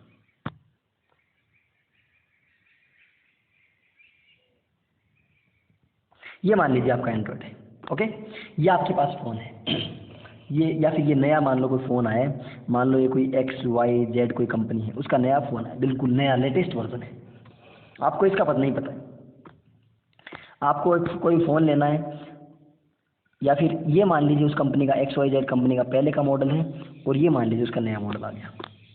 ये मान लीजिए ये XYZ था, और ये XYZ जो आगे लगाते हैं ना अपन आजकल प्रो, ये प्रो है, ये दो चीज़ें। आपको इस फ़ोन का पता है, मान लीजिए इस फ़ोन की प्राइस है, सपोज कीजिए 10,000 रुपये, हालांकि मुझे नहीं पता फ़ोन के बारे में, और इस फ़ोन की प्राइस है मान लीजिए 15,000 रुपये, ओके। एक एग्जांपल से क्या होता है, अच्छी तरीके से समझ में आती है। इस फ़ोन की प्राइस है 10,000 रुपये, इधर वाले की जो प्रो वाला है उसकी प्राइस है 15,000। ये नया आया है, आपको इसके बारे में नहीं पता, इसके बारे में आपको पता है कि ये फ़ोन मिल रहा है, आपने 10,000 रुपये पॉकेट में डाले, आप चल दिए फ़ोन लाने, आप फ़ोन की दुकान पर गए, वहाँ पर आपने कहा कि भाई मुझे XYZ वाला फ़ोन दिखा, उसने दिखा दिया। उसने दुकानदार, अब उस जो फ़ोन वाला था ना शॉपकीपर, उसने क्या बोला कि देख भाई ये तो XYZ है, 10,000 का पड़ेगा, लेकिन एक इसका कल एक नया वर्जन आया है XYZ प्रो, नया वर्जन आ गया इसका, तो बोलो वो कितने का है? आपने सोचा कि मैं तो वो लूँगा। जब जब सोचो नई चीज़ आ गई तो पुरानी कौन लेगा? जब आपके पास सब चीज़ें नई आ रही है तो पुराने वाला मॉडल कौन लेगा? वही बात कि मैं पुराना मॉडल घर पे लेके जाऊँगा, अरे यार इसका तो नया मॉडल आ गया तो पुराना क्यों लेके आ गया, ये बात कहेंगे। अब मैंने कहा कि नहीं मुझे तो प्रो वाला चाहिए, अब मेरे जेब में दाम कितने, 10,000, ये कितने का, 15,000 का, क्या दुकानदार दे देगा? नहीं देगा, नहीं देगा ना। तो यहाँ पर जो हमें गरीबी फील होगी ना, वो कौन सी है, घर्षणात्मक बेरोजगारी। समझ में आ गया? यानी हालांकि ये समझाने का तरीका था, मतलब एक तरीके से मतलब मैटर ही है, समझ में आया कि कौन सी। तो ये बेरोजगारी यहाँ पे मतलब एक तरीके से मैंने एग्जाम्पल के माध्यम से समझाया कि ऐसी ऐसी मतलब टेक्निक, जो तकनीकों में परिवर्तन आ रहा था ना, उत्पादन की जो कोई टेक्निक है उन टेक्निक्स में चेंज आ रहा है, उसके माध्यम से जो बेरोजगारी होने वाली है ना, वो कौन सी, कि ये वाली बेरोजगारी हुई कैसे, जब उत्पादन की जो तकनीकें बदली, तकनीक कैसे, XYZ से XYZ प्रो आ गया, तो यानी उत्पादन की तकनीकों में, उत्पादन की तकनीकों में तेजी से होने वाले, उत्पादन की तकनीकों में तेजी से होने वाले परिवर्तनों से कौन सी बेरोजगारी होती है, परिवर्तनों से, या नया पैटर्न आ गया, नया मॉडल आ गया, तो वो अपन नहीं ले पा रहे ना, नया मॉडल अपन मतलब खरीदने में एबल नहीं हो पा रहे, तो वो कौन सी है, उत्पादन की तकनीकों में होने वाले तेजी से होने वाले परिवर्तन के कारण जो बेरोजगारी हो रही है, वो कौन सी बेरोजगारी है, घर्षणात्मक बेरोजगारी है। ओके, अब तक कितनी बेरोजगारी के बारे में पढ़ चुके, 9 बेरोजगारी में कौन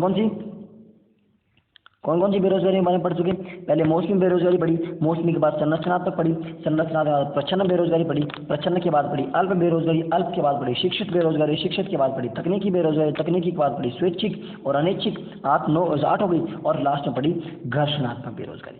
कौन सी पढ़ी, घर्षणात्मक बेरोजगारी। ओके, अब देखते हैं आगे, चलिए अब आगे चलते हैं। अब देखो एक थोड़ा सा मतलब एक संस्था है, उसकी मैं आपको एक बार वार्षिक सर्वेक्षण उसका दिखा देता हूँ, कि मतलब कोई एक संस्था है वो वार्षिक सर्वेक्षण आयोजित करवाती है, तो उससे वार्षिक सर्वेक्षण के बारे में अपन बात कर लेते हैं कि वो मतलब करवाती क्या है, क्या किस चीज़ के बारे में बात कर रहा हूँ।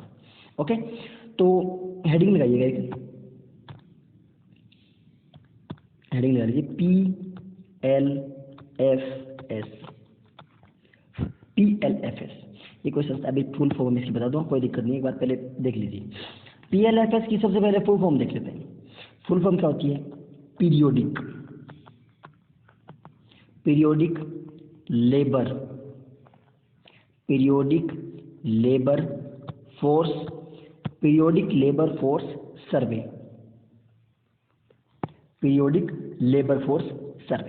ये इसकी फुल फॉर्म है। पीरियोडिक मतलब इसको क्या बोलते हैं? आवधिक श्रमबल सर्वे। आवधिक हिंदी लिख लीजिए, चलो इसकी आवधिक श्रमबल सर्वे। ये क्या है? इसकी PFSL की फुल फॉर्म है। ये है क्या? इसकी शुरुआत हुई थी 2017 से। कब से शुरुआत हुई थी इसकी? 2017 से। जो PLFS है, पीरियोडिक लेबर फोर्स सर्विस, इस जो सर्वे, इसकी शुरुआत कब से हुई थी? 2017 से। क्या है ये है NSO, नाम सुना है? NSO क्या होता है? NSO नेशनल स्टैटिस्टिक्स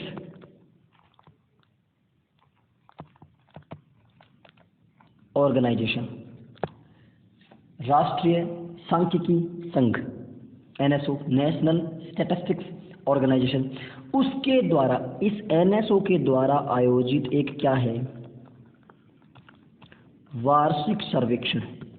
क्या? एक वार्षिक सर्वेक्षण। जो PLFS है, पीरियोडिक लेबर फोर्स सर्वे, उसकी शुरुआत 2017 से हुई थी, और ये NSO नेशनल स्टैटिस्टिक्स ऑर्गेनाइजेशन द्वारा आयोजित एक वार्षिक सर्वेक्षण है। इसकी रिपोर्ट के अनुसार, इसने रिपोर्ट दी, उस रिपोर्ट के अनुसार, अब इसकी रिपोर्ट की बात कर लेते हैं। NSO के द्वारा आयोजित किया जाता है, इसने रिपोर्ट दी, उस रिपोर्ट के अनुसार सबसे पहले बात करते हैं किसकी?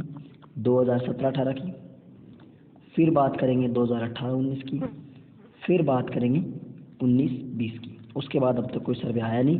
यदि कोई नया आया होगा, मुझे पता नहीं होगा, आपको पता है तो आप कमेंट में बता दीजिएगा कि हो सकता है शायद। मैंने तो चेक किया था इसकी साइट, ऑफिशियल साइट भी चेक कर ली जो इसकी NSO की है, उससे मुझे तो नहीं मिला, क्योंकि 2 साल कोविड का था ना, तो कोविड रिकॉर्ड मतलब आया ही नहीं अब तक।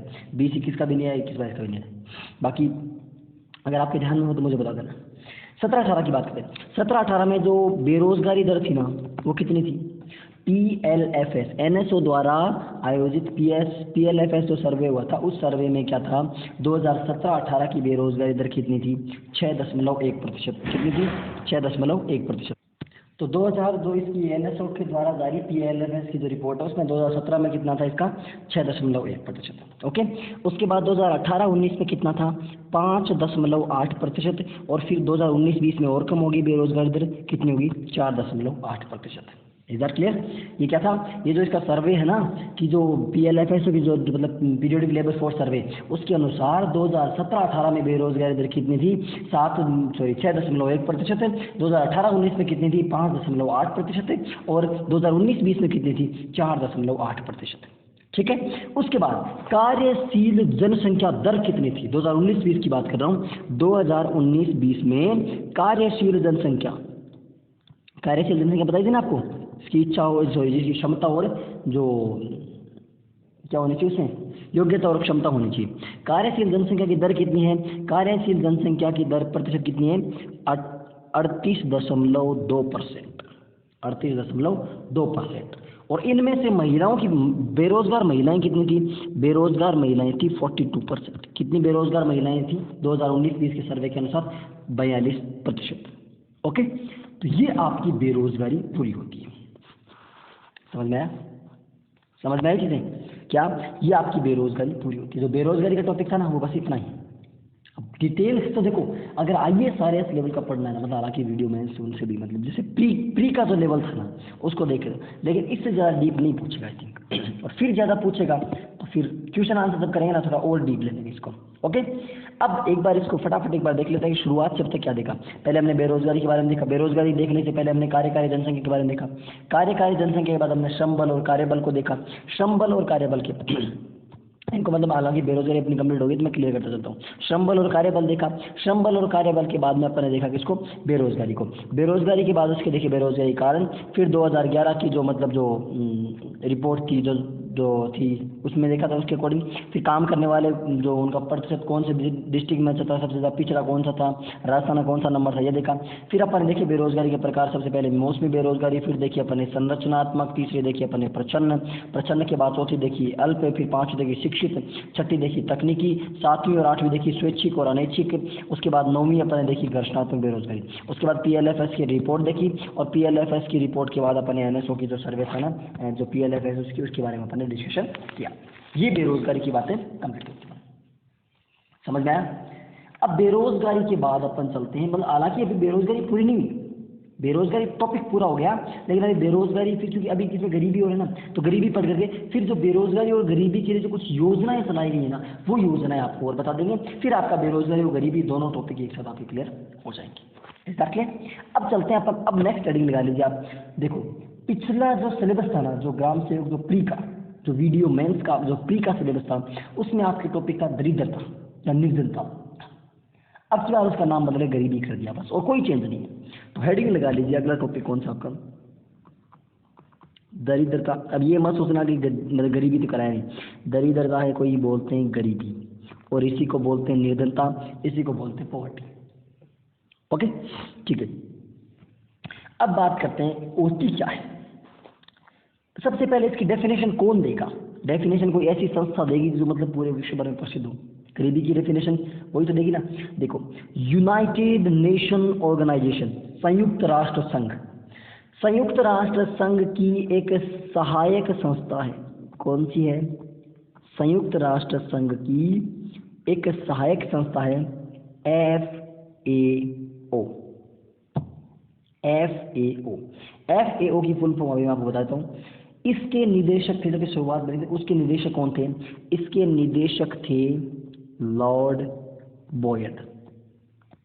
लॉर्ड बॉयड, उनकी अवधारणा के अनुसार, जो लॉर्ड बॉयड थे उनकी अवधारणा के अनुसार मतलब गरीबी क्या होती है कि यदि कोई व्यक्ति प्रतिदिन प्रति व्यक्ति प्रतिदिन 2300 कैलोरी 2300 कैलोरी, एक तो प्रति व्यक्ति, दूसरा प्रतिदिन, प्रति व्यक्ति प्रतिदिन यदि कोई व्यक्ति डेली का डेली 2300 कैलोरी से कम उपभोग करता है तो वो क्या है, वह व्यक्ति गरीब है।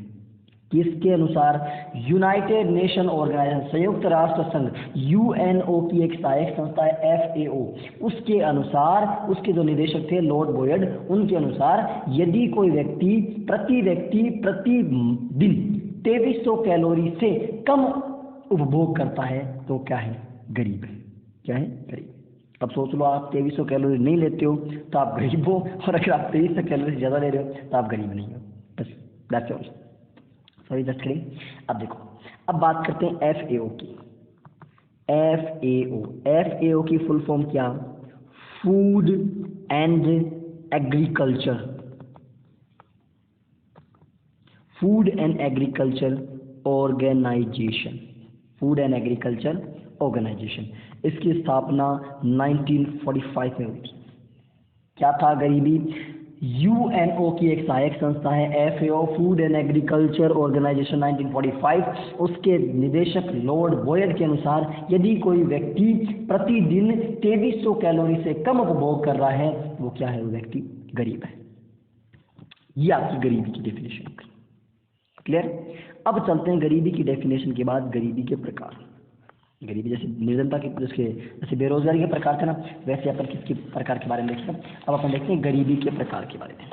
गरीबी के प्रकार दो होते हैं, जी क्लियर कर देते हैं।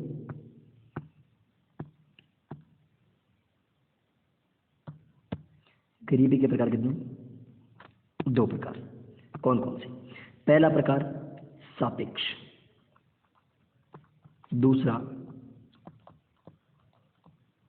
निरपेक्ष। पहला प्रकार कौन सा, सापेक्ष, दूसरा कौन सा, निरपेक्ष गरीबी। ओके, अब देखते हैं, सबसे पहले सापेक्ष को डिटेल समझ लेते हैं। इसमें देखो, इसने क्या माना, जो मतलब इसका आधार क्या माना इसने, इसे जो सापेक्ष गरीबी है ना, इसमें इसने माना कि लोगों की जो आय है ना, लोगों की जो आय है, उस आय का जो स्तर है, उस स्तर की असमानता को आधार माना। किसको? कि लोगों की इनकम, जो लोगों की इनकम है ना, उस इनकम के स्तर को क्या माना इसने, मतलब कि लोगों की आय के आधार पर जो गरीबी निर्धारित करते ना, वो क्या है? सापेक्ष गरीबी, आय के आधार पर। यानी इसने क्या देखी, इसने प्रति व्यक्ति आय की बात की। किसकी बात की? कि कोई व्यक्ति कितने रुपए कमा रहा है, कितनी आय है उसकी, उसके हिसाब से इसने किसका निर्धारण किया? गरीबी का निर्धारण किया। तो वो कौन सी है? सापेक्ष। यानी प्रति व्यक्ति आय के आधार पर यदि किसी निर्धनता या गरीबी का निर्धारण हो रहा है तो वो कौन सी है? सापेक्ष गरीबी। लेकिन यदि प्रति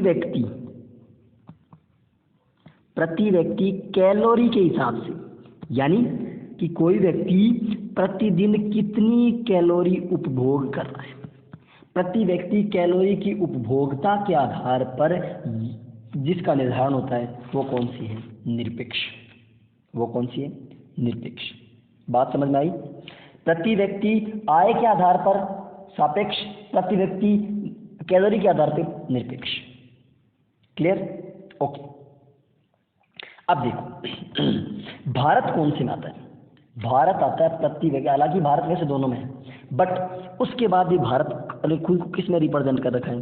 भारत ने खुद को निरपेक्ष निर्धनता या निरपेक्ष गरीबी में रिप्रेजेंट कर रखा है।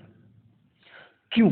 देखो सापेक्ष, यदि इनकम काउंट करनी है, प्रति व्यक्ति आय काउंट करनी है, तो वो तो वर्ल्ड बैंक के सामने क्लियर डाटा सटीक आ जाता है हाथों हाथ कि इसमें देखो, इसमें प्रति व्यक्ति आय इतनी चल रही है तो भारत गरीब है या नहीं है। लेकिन अब कौन मापने जाएगा? मेरे पास कौन आएगा कि तू कितनी कैलोरी लेता है दिन की? मान लो उस दिन वो आया, उस दिन मैंने कम ले ली कैलोरी, ले मैं तो गरीब हूँ, तो वो दिखा दी। तो भारत में कुछ किसमें रिप्रेजेंट, भारत किस में आता है? भारत निरपेक्ष दरिद्रता में आता है, यानी प्रति व्यक्ति कैलोरी के हिसाब से भारत क्या है? दरिद्रता, उस दरिद्रता में आता है। अब एक वीडियो लास्ट जो मतलब इससे जो प्री से पहले कोई एग्जाम होता है वीडियो का, उसमें क्वेश्चन पूछा था कि भारत में दरिद्रता को मापने का आधार, दरिद्रता को मापने के आधार कितने हैं? ऑप्शन था 1, 2, 3, 4। भारत में दरिद्रता को मापने के आधार कितने हैं? भारत में दरिद्रता को मापने के, अभी आपको बताया कितने आधार? 2। पहला आधार कौन सा? प्रति व्यक्ति आय।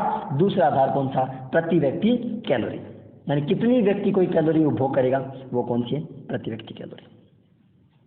क्लियर? 1947 देखो कैसे कि भारत में प्रति व्यक्ति आय के हिसाब से कितनी होनी चाहिए? आय तो है $1947 प्रति व्यक्ति प्रति वर्ष, 1.41 लाख रुपए प्रति वर्ष उसकी आय होनी चाहिए। यदि भारत के कोई व्यक्ति ये देखता है कि प्रति व्यक्ति आय के आधार पर यदि कोई कुछ को मानता है कि गरीब हूँ या अमीर हूँ, तो यदि उस व्यक्ति की आय पूरे साल की 1947 डॉलर या फिर 1.41 लाख रुपए है तो वो गरीब नहीं है। अगर उससे कम है तो वो गरीब है, प्रति व्यक्ति आय के आधार पर। और प्रति व्यक्ति कैलोरी के हिसाब से, प्रति व्यक्ति कैलोरी के हिसाब से यदि ग्रामीण क्षेत्र है और शहरी क्षेत्र है, ग्रामीण क्षेत्र में 2400 कैलोरी प्रति व्यक्ति और शहरी क्षेत्र में 2100 कैलोरी प्रति व्यक्ति यदि कोई व्यक्ति ले रहा है तब तो वो गरीब नहीं है, उससे कम ले रहा है तो क्या है? गरीब है। समझ में आई बात? क्या कि भारत में दरिद्रता को मापने के आधार कितने हैं? 2 आधार है, प्रति व्यक्ति आय।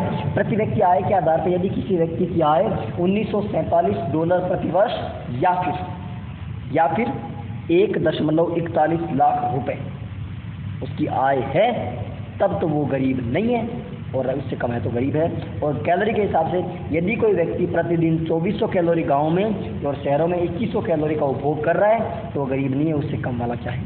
गरीब। या आपकी दरिद्रता के प्रकार। भारत कौन सी में है? भारत है निरपेक्ष दरिद्रता में आता है। भारत कौन सी दरिद्रता में आता है?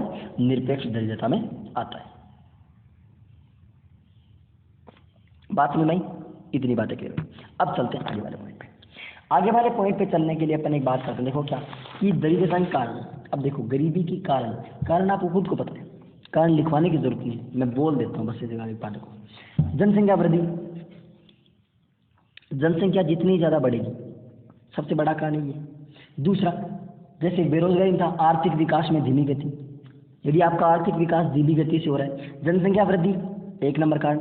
आर्थिक विकास की यदि गति धीमी है तो, या जो रोजगार कार्यक्रम है, कोई भी रोजगार कार्यक्रम है उनमें व्याप्त भ्रष्टाचार, करप्शन, नौकरी लगने में करप्शन, जैसे अभी रीट का पेपर हुआ था, धांधली पे धांधली, धांधली पे धांधली हुआ था ना। कोई भी पेपर देख लो, आरएएस का हुआ था, एसआई का हुआ था, पटवार का हुआ था, ग्राम सेवक का हुआ था, सब में देख लीजिए, सब में धांधलियां चल रही। ये निष्पक्षता से कराए ना तो पढ़ने वाले बच्चे आसानी से लग जाएं, लेकिन बेरोजगारी क्यों बढ़ रही है कि पढ़ने की तो इनकी हिम्मत है नहीं, पढ़ा तो नहीं जाता नहीं, बस पैसे फेंको।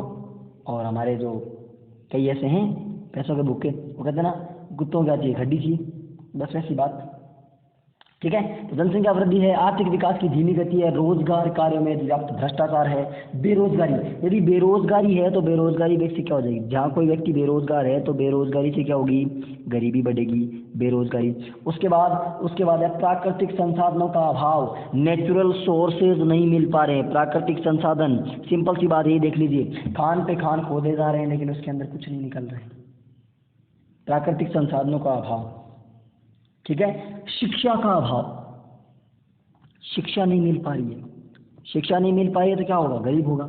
उत्पादन की जो तकनीकें हैं उनका अभाव, कि मतलब पुराने तकनीकों को अपन लेके बैठे हैं, जबकि विदेश हैं वो, मतलब विदेशों में बहुत सारी कंपनियां ऐसी हैं जो मतलब अलग अलग नई नई टेक्निक से काम कर रही हैं। कीमतों में वृद्धि हो रही है, बार बार कीमत बढ़ रही है, जैसे आजकल महंगाई बढ़ रही है, पेट्रोल के दाम बढ़ते जा रहे हैं, आदमी आम आदमी गरीब होगा।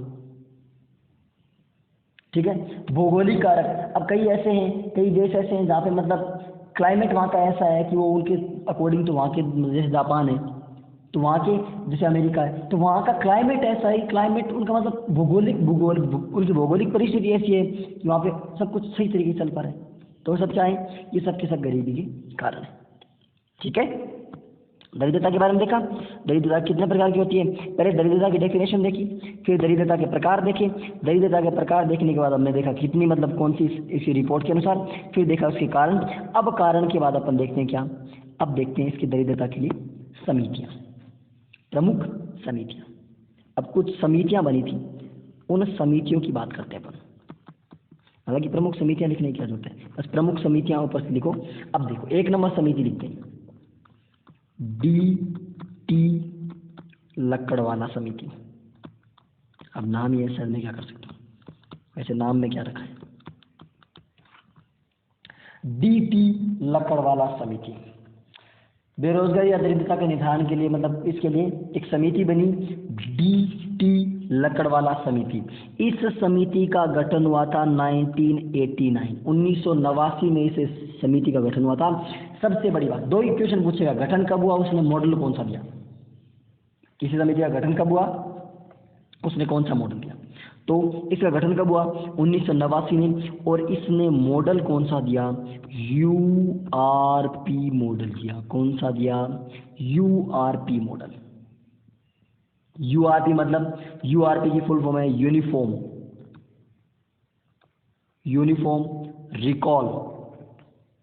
Recall period model, uniform recall period model ये दिया था। किसके निर्धारण के लिए, गरीबी रेखा को जो निर्धारण है कि गरीबी रेखा किस मतलब जो गरीबी है वो उसका निर्धारण के लिए इसने कौन सा मॉडल दिया, URP। हमें जानने की कोई जरूरत नहीं है कि URP मॉडल है क्या, डिटेल में कुछ नहीं, कोई जरूरत नहीं है। पूछेगा इतना पूछेगा, DT लकड़वाला समिति का गठन कब हुआ, 1989 में हुआ, कौन सा मॉडल दिया, URP मॉडल। ज्यादा से ज्यादा क्या कर सकता है, URP की फुल फॉर्म दे देगा, uniform recall periodic model. Okay, DT Lakdawala समिति। DT लकड़वाला के बाद नेक्स्ट समिति 2 नंबर बनी, कौन सी, जैसे सचिन तेंदुलकर थे ना, थे तो क्या मतलब हैं, वैसे ही कौन है, सुरेश तेंदुलकर समिति। दूसरी कौन सी, सुरेश तेंदुलकर समिति। तेंदुलकर में कितने अक्षर, 5, तो इसका गठन कब, 2005 में। इसका गठन कब हुआ, 2005 में इस समिति का गठन हुआ। इसने दिया MRP मॉडल। बस RP तो सेम रहेगा, रिकॉल पीरियड। अब M का मतलब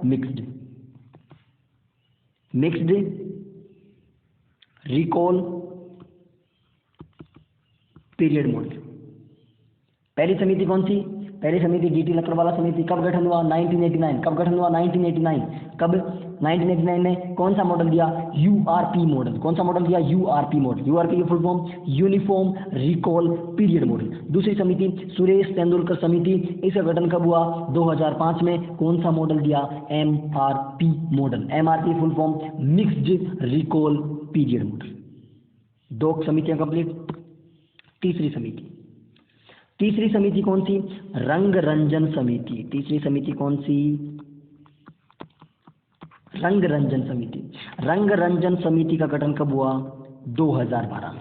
रंग रंजन समिति का गठन कब हुआ? 2012 में। इसने कौन सा मॉडल दिया? इसने दिया एमआरपी। एमआरपी तो वही पहले वाला था ही, मिक्स्ड रिकॉल। इसने क्या दिया? इसने दे दिया मॉडिफाइड, उसको थोड़ा मॉडिफाई कर दिया, modified mixed recall period model. ये किसने दिया? ये दिया एमआरपी। तो रंग रंजन समिति थी। रंग रंजन समिति का गठन कब हुआ? 2012 में। मॉडल कौन सा दिया? एमआरपी मॉडल दिया था, मॉडिफाइड एमआरपी मॉडल। ओके। इसके अनुसार यदि कोई व्यक्ति गांव में है, ग्रामीण व्यक्ति 32 रुपए प्रतिदिन और शहरी व्यक्ति 47 रुपए प्रतिदिन। कोई व्यक्ति गांव में, ग्रामीण व्यक्ति 32 रुपए प्रतिदिन और शहरी व्यक्ति 47 रुपए प्रतिदिन से कम यदि खर्च करता है तो वो कौन सा है? वो गरीबी रेखा से नीचे आता है। किससे नीचे आता है? गरीबी। रंग रंजन समिति का गठन कब? 2012 में। MRP model, modified MRP model दिया। इसमें क्या था कि यदि कोई व्यक्ति गांव में रहता है तो 32 रुपए प्रतिदिन और शहरों में रहता है तो 47 रुपए प्रतिदिन, इससे यदि कम खर्च कर रहा है तो वो कौन से में आता है? वो आता है आपका मतलब इसमें जो गरीबी रेखा से नीचे आता है। ये समितियां हो गई। पहली देखा कौन कौन समिति? पहली डीटी लकड़वाला समिति, गठन कब? 1989। कौन सा मॉडल दिया? URP model. नेक्स्ट दूसरी समिति सुरेश तेंदुलकर समिति, 2005 में इसका गठन, मॉडल कौन सा दिया? एमआरपी। तीसरी समिति रंगरंजन समिति, मॉडल कौन सा दिया? गठन उसका 2012 में। मॉडल कौन सा दिया? MRP model, modified MRP. और 32 रुपए और 47 रुपए शहरों और गाँव में, मतलब उससे कम होगा तो क्या होगा? गरीब होगा। ओके, ये होगी आपकी समितियां। अब समितियां कंप्लीट हो गई, यानी आपकी गरीबी और बेरोजगारी दोनों टॉपिक क्लियर हो गए। अब इस हालांकि टॉपिक तो पूरे हो गए, अब इन टॉपिक से रिलेटेड कुछ क्या थी, कुछ योजनाएं चलाई सरकार ने। उन योजनाओं से कई बार क्वेश्चन पूछ लेता है, तो कुछ 15-20 योजनाएं हैं, उन योजनाओं के बारे में देख लेते हैं, फिर आपकी क्लास है फिनिश करते हैं। फिर आज के बाद आपके 2 टॉपिक क्लियर हो गए। आप 2 टॉपिक को मतलब क्लियर करके छोड़ सकते हो कि हाँ ये 2 टॉपिक एक क्लास में फिनिश कर दिए। अगर आपको क्लास अच्छी लगी हो, ये क्लास पूरी होने के बाद अभी कुछ नहीं करना, अभी आप कर सकते हो लाइक कर सकते हो, लाइक जरूर करना, कमेंट करके जरूर बताना कि क्लास ऐसी अच्छी लगी, और अगर अच्छी लगी तो अगले संडे को कौन सा टॉपिक लेके आएँ जो मतलब एक सिंगल शॉट में अपन क्लियर कर सकें। अपने दोस्तों के साथ शेयर जरूर करना अगर क्लास अच्छी लगी तो, ऐसा मैटर कहीं नहीं मिलने वाला। ओके, अब बात करते हैं अपन किसकी, अब आगे जो समितियों के बारे में, अब इन योजनाओं के बारे में बात कर लेते हैं। योजनाओं को एक डिटेल समझ लेते हैं, योजना ऐसे ही पढ़ लेते हैं, ज़्यादा बेटर रहेंगी। ओके ठीक है, चलिए ये पहले सबसे पहले कौन से देखते हैं,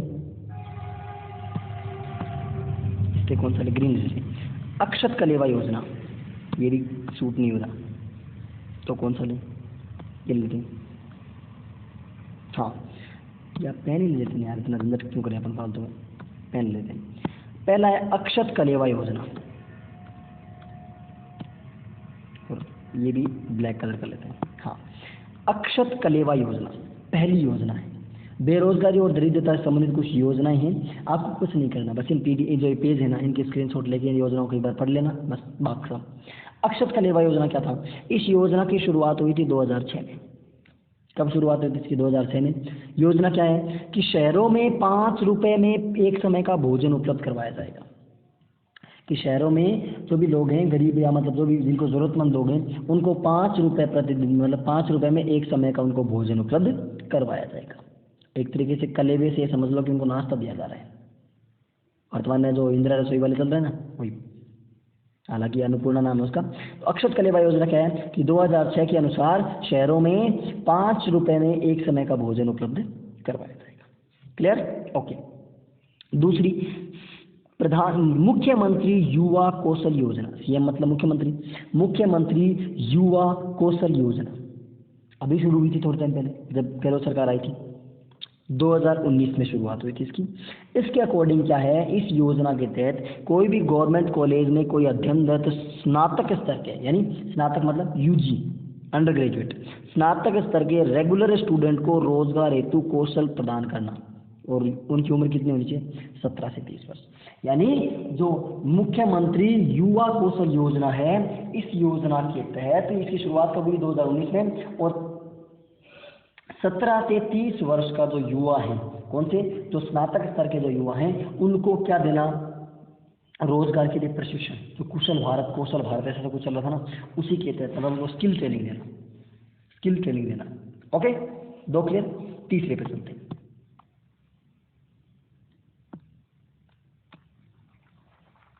तीसरे के बारे में बात करते हैं। तीसरी कौन सी है, मुख्यमंत्री युवा संबल योजना। ये तो पढ़ ली, सॉरी, हाँ नहीं पढ़ी। मुख्यमंत्री युवा संबल योजना, इसकी शुरुआत भी कब हुई, इसकी शुरुआत भी 2019 में हुई थी। इसके तहत एक नंबर क्या, जो अक्षत योजना थी ना, उसका नाम बदल कर ये रख दिया, अक्षत योजना थी पहले, उस अक्षत योजना का नाम बदलकर मुख्यमंत्री युवा संबल योजना रख दिया। और इसके बाद क्या होता कि 2 लाख पारिवारिक तक, यानी मतलब 2 लाख किसी व्यक्ति की पारिवारिक आय है, पारिवारिक आय कितनी है, 2 लाख या 2 लाख से कम है, उसके ग्रेजुएट युवाओं को 3,000 और 3,500 रुपये का बेरोजगारी भत्ता। सिंपल सी बात, जो बेरोजगारी भत्ता मिल रहा है नेक्स्ट टाइम, वो कौन सी योजना के तहत मिल रहा है, मुख्यमंत्री युवा संबल योजना। यानी किसी व्यक्ति की प्रति व्यक्ति आय जो है ना, मतलब पारिवारिक आय कितनी है, 2 लाख या 2 लाख से कम है, तो वो ग्रेजुएशन उसने कर ली, ग्रेजुएटेड है, तो उस युवा को, वे लड़का है तो 3,000 रुपये और लड़की है तो 3,500 रुपये। हालांकि इसकी राशि बढ़ा दी हुई, पता नहीं उसे 4,500 कर दिया, कुछ ट्रेनिंग कैसे कुछ कर दिया, कुछ चेंज हो गया तो कोई दिक्कत वाली बात नहीं, लेकिन आप तो ये योजना याद रखो, मुख्यमंत्री युवा संबल योजना। उसके बाद 4 नंबर, बस आपको कुछ नहीं पर रीडिंग मारने की। 4 नंबर योजना कौन सी है, अंत्योदय योजना। कौन सी योजना, अंत्योदय योजना। शुरुआत कब हुई थी इसकी, 2001 में इसकी क्या हुई थी, शुरुआत हुई थी। एक बार आपको बस कुछ नहीं करना है, चीजें 1-2 बार बस आपने लिख के बाद उनके बाद रीडिंग मार लो, बस क्लियर। अंत्योदय योजना, इनकी क्या था कि कोई भी जो मतलब गरीब परिवार है, गरीब परिवारों को 35 किलो अनाज, 2 रुपए प्रति किलो के हिसाब से जो गेहूं मिलती है और 3 रुपए प्रति किलो के हिसाब से चावल मिलते हैं, वो किसी भी गरीब व्यक्ति को 35 किलो अनाज उपलब्ध करवाना। कितने किलो अनाज उपलब्ध करवाना, 35 किलो डेली मिलता है, तो मतलब गरीब परिवार को मिलता है 2 रुपए किलो गेहूं मिलता है और जो 3 रुपए किलो चावल मिलता है, वो इसी योजना के तहत। कौन सी योजना के तहत, अंत्योदय। हमें पता है योजनाएं सारी पता है, उनका लाभ हम ले रहे हैं, लेकिन हमें ये नहीं पता कि कौन सी योजना के तहत मिल रहा है। तो कौन सी योजना के तहत मिल रहा है, अंत्योदय योजना के तहत मिल रहा है। और इसके तहत 2 रुपए प्रति किलो कौन से क्या मिल रहे हैं, गेहूं मिल रही है, और 3 रुपए प्रति किलो चावल मिल रहे हैं। इज दैट क्लियर, ठीक है, 4 हो गई। अब 5वीं चलते हैं। 5वीं कौन सी, जो अभी मैंने आपको नाम दिया थोड़ी देर पहले, इंदिरा रसोई जो कहा था, उसका क्या नाम है, उसका नाम है अन्नपूर्णा योजना। कौन सी योजना, अन्नपूर्णा योजना। अन्नपूर्णा योजना 2000 में इसकी शुरुआत हुई थी। इसके तहत जो 65 वर्ष से ऊपर, सॉरी ये वाली नहीं है, जो अन्नपूर्णा नहीं है, हाँ अन्नपूर्णा अलग है, मतलब जो वो मैंने बोली थी वो अच्छी अलग है। अन्नपूर्णा योजना क्या है कि 65 साल से ऊपर के मान लो जो भी असहाय वृद्ध व्यक्ति हैं, उनको प्रति माह 10 केजी गेहूं फ्री उपलब्ध करवाते हैं। और उनके लिए उनको कौन से कार्ड दिए गए, उनके लिए उनको गुलाबी कार्ड दिए गए। अब देखा हो गाँव में कई ऐसे व्यक्ति हैं जो गुलाबी कार्ड लिए रखते हैं, पिंक कार्ड लिए रखते हैं, तो वो कौन सी योजना के तहत, वो अन्नपूर्णा योजना के तहत हैं। और 2000 में इसकी शुरुआत हुई थी। और कोई भी ऐसे असहाय बुजुर्ग है ना, तो उनको पिंक कार्ड उपलब्ध करवा देते हैं, और 10 केजी अनाज उनको प्रति माह फ्री मिलता है। 10 केजी अनाज क्या मिलता है उनको, प्रति माह फ्री मिलता है।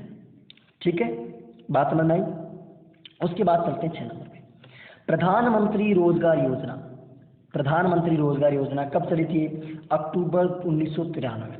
प्रधानमंत्री रोजगार योजना, इस योजना के तहत किसी व्यक्ति की पारिवारिक आय 40,000 रुपए से कम है ना, तो उनको स्वरोजगार हेतु 2 लाख रुपए तक का ऋण बिना किसी गारंटी के दिया जाता है। इन 2 लाख रुपए तक का ऋण बिना कोई गारंटी के उनको प्रोवाइड करवाया जा सकता है।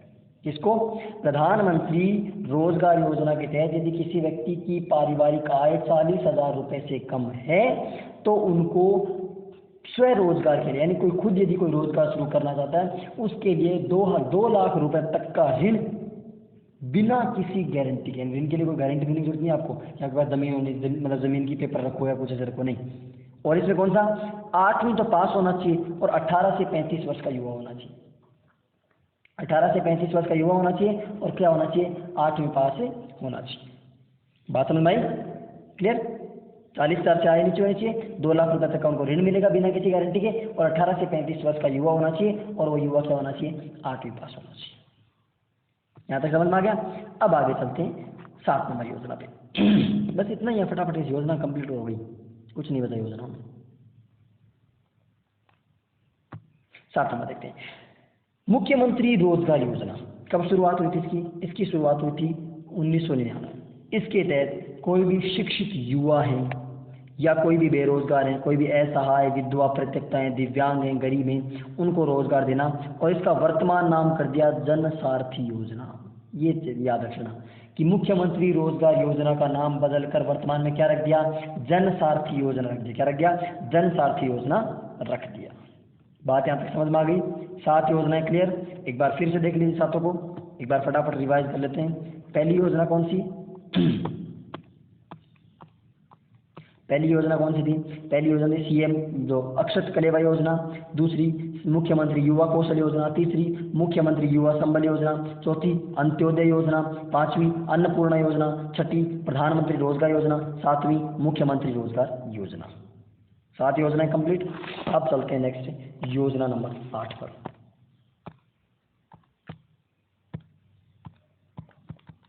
8 पे चलते हैं। देखिए चलिए 8 नंबर योजना के बारे में बात करते हैं।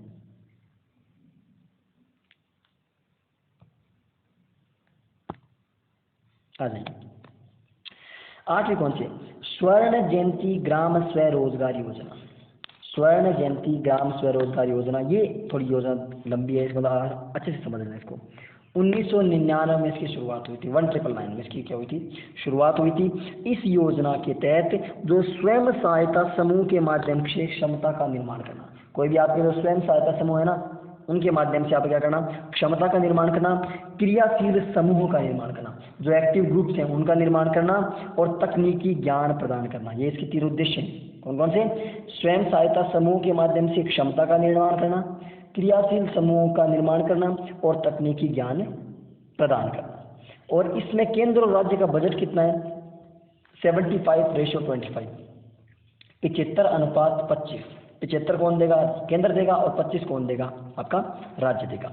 इस योजना में जो पहले से जो कुछ 6 योजनाएं चली आ रही थी, उन 6 योजनाओं को इस योजना में शामिल कर दिया है। इन 6 योजनाओं की फुल फॉर्म जानने की कोई जरूरत नहीं है। यदि आपको इतना ही जानने का शौक है, आप गूगल पे जाइए, वहाँ पे लिखिए, इन योजनाओं की फुल फॉर्म आपको बता देंगे। मैं नाम बता रहा हूँ, उनके नाम आप जाके वहाँ पे फुल फॉर्म आप सर्च कर सकते हैं, उनके बारे में और डिटेल पढ़ सकते हैं। आपको पढ़ना है तो एक्स्ट्रा ज्ञान लेना, मतलब कुछ भी जो करना है आपको कर सकते हो। कौन कौन सी? IRDP, DWACRA, द्वारका इसको बोलते हैं, जो ऐसे याद रख लो, द्वारका ऐसे याद रख लो। SITRA, सित्रा ऐसे याद रख लो। MWS, ट्राइसेन, और गंगा कल्याण योजना। ये 6 योजनाएं थी, इनको किस में शामिल कर दिया? स्वर्ण जयंती ग्राम स्वरोजगार योजना। सिंपल सा क्वेश्चन आएगा, निम्न में से स्वर्ण जयंती ग्राम स्वरोजगार योजना में शामिल है या शामिल नहीं है? बस दैट्स ऑल। ये 6 योजनाएं हैं, ये इसमें शामिल है। बात समझ आ गई? कितनी योजनाएं हो गई? 8 हो गई। नेक्स्ट चलते हैं योजना नंबर 9 पे।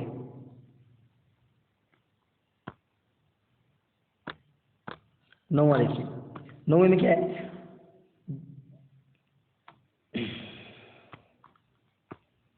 नौवां ये राजस्थान ग्रामीण आजीविका मिशन।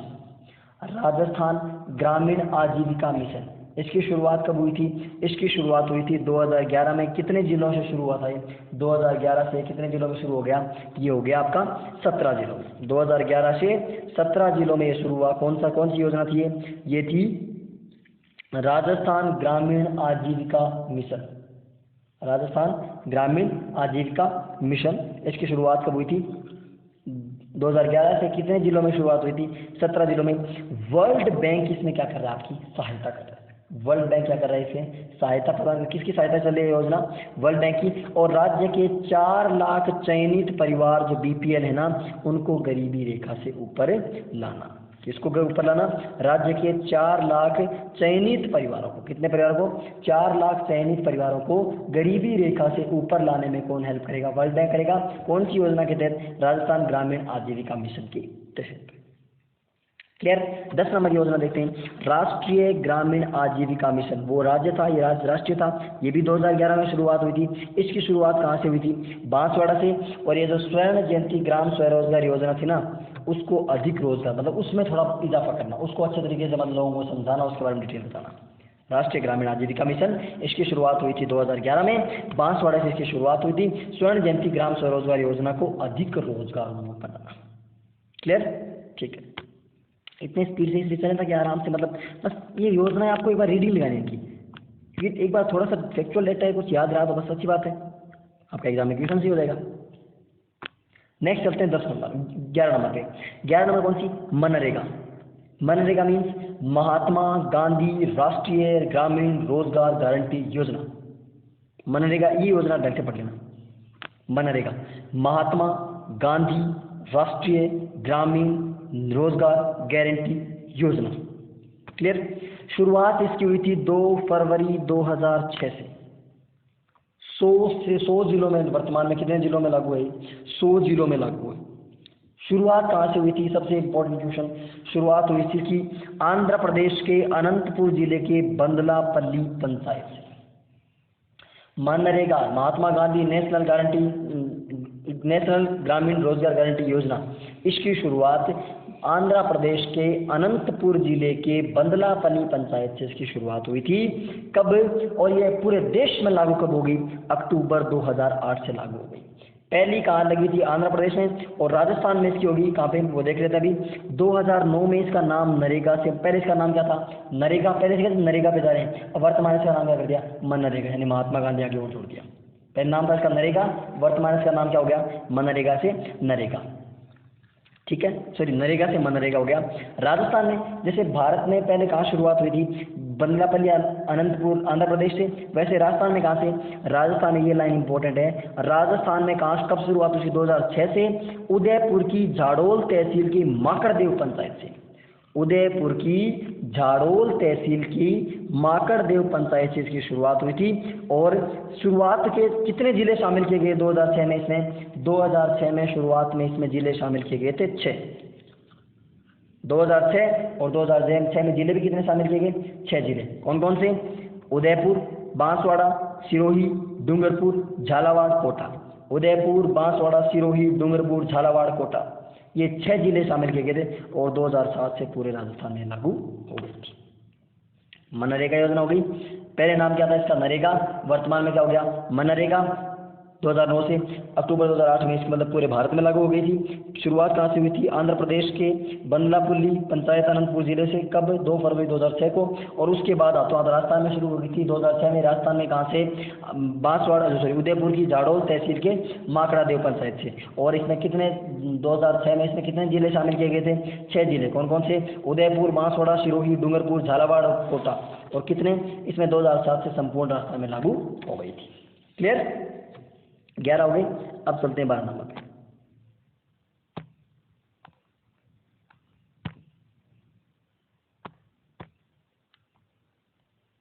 12 और 13 एक साथ देख लें दोनों। 12 नंबर देखते हैं। मुख्यमंत्री निःशुल्क दवा योजना कब शुरू हुई? 2011 में 2 अक्टूबर को। और मुख्यमंत्री निःशुल्क दांत योजना कब शुरू हुई? 7 अप्रैल 2013 को। और 7 अप्रैल को क्या था, क्या होता है? 7 अप्रैल को होता है वर्ल्ड हेल्थ डे, विश्व स्वास्थ्य दिवस। इसकी दांत योजना की शुरुआत कहाँ से हुई थी? जयपुर से। मुख्यमंत्री निःशुल्क दवा योजना की शुरुआत कब हुई थी? 2 अक्टूबर 2011 से। और मुख्यमंत्री निःशुल्क जांच योजना की 7 अप्रैल 2013 से, क्योंकि 7 अप्रैल को क्या होता है? World health day. Is that clear? उसके बाद नेक्स्ट चलते हैं, आगे वाला कौन सा? आगे वाला लेते हैं 14 और 15 दोनों एक साथ कर लेते हैं। कौन कौन सी? मुख्यमंत्री जनधन योजना, ऐसे कहते हैं जनधन खाता। मुख्यमंत्री जनधन योजना ये कब शुरू हुई थी? 25 जून 2015 को। 25 जून 2015 को। इसमें क्या था कि 2022 तक सभी को मकान उपलब्ध करवाना। जो घरों के हमें जो मकान मिल रहे हैं ना, वो कौन सी योजना के तहत मिल रहे हैं? मुख्यमंत्री जनधन योजना के तहत मिल रहे हैं। उसके बाद 15वीं मुख्यमंत्री जल स्वावलंबन योजना, ये दिसंबर 2015 में शुरुआत हुई थी। इसके तहत क्या था कि जल संसाधन संबंधी जो समस्याएं हैं, यानी जल की आपूर्ति करवाने की आपको कोशिश की जाएगी। ठीक है, 15 योजना होगी। उसके बाद नेक्स्ट चलते हैं, प्रधानमंत्री आवास योजना, कौन सी? ग्रामीण वाली। शुरुआत कब हुई थी? 2016 में। राजस्थान में कब आई थी? 2017 में। कहाँ पर आई थी? बांसवाड़ा में। और बजट कितना होता है? 60-40, 60 रेशो देगा राज्य केंद्र और 40 देगा राज्य। स्वच्छ भारत मिशन हेतु 90 दिन तक, तो मतलब इसमें क्या, इसमें जो मैदानी क्षेत्र में यदि आपको रहना है ना, तो 1,20,000 मिलेंगे, और यदि आप शहरी क्षेत्रों में मतलब पहाड़ों पर रह रहे हो तो आपको 1,30,000 रुपये मिलेंगे। उसके अलावा स्वच्छ भारत मिशन के तहत आपको 12,000 रुपये किसके लिए मिलेंगे? आपको टॉयलेट निर्माण के लिए मिलेंगे, और अकुशल मजदूर हैं तो उसके लिए आपको 16,290 रुपये मिलेंगे 90 दिन तक, मतलब 90 दिनों के लिए मिलेंगे।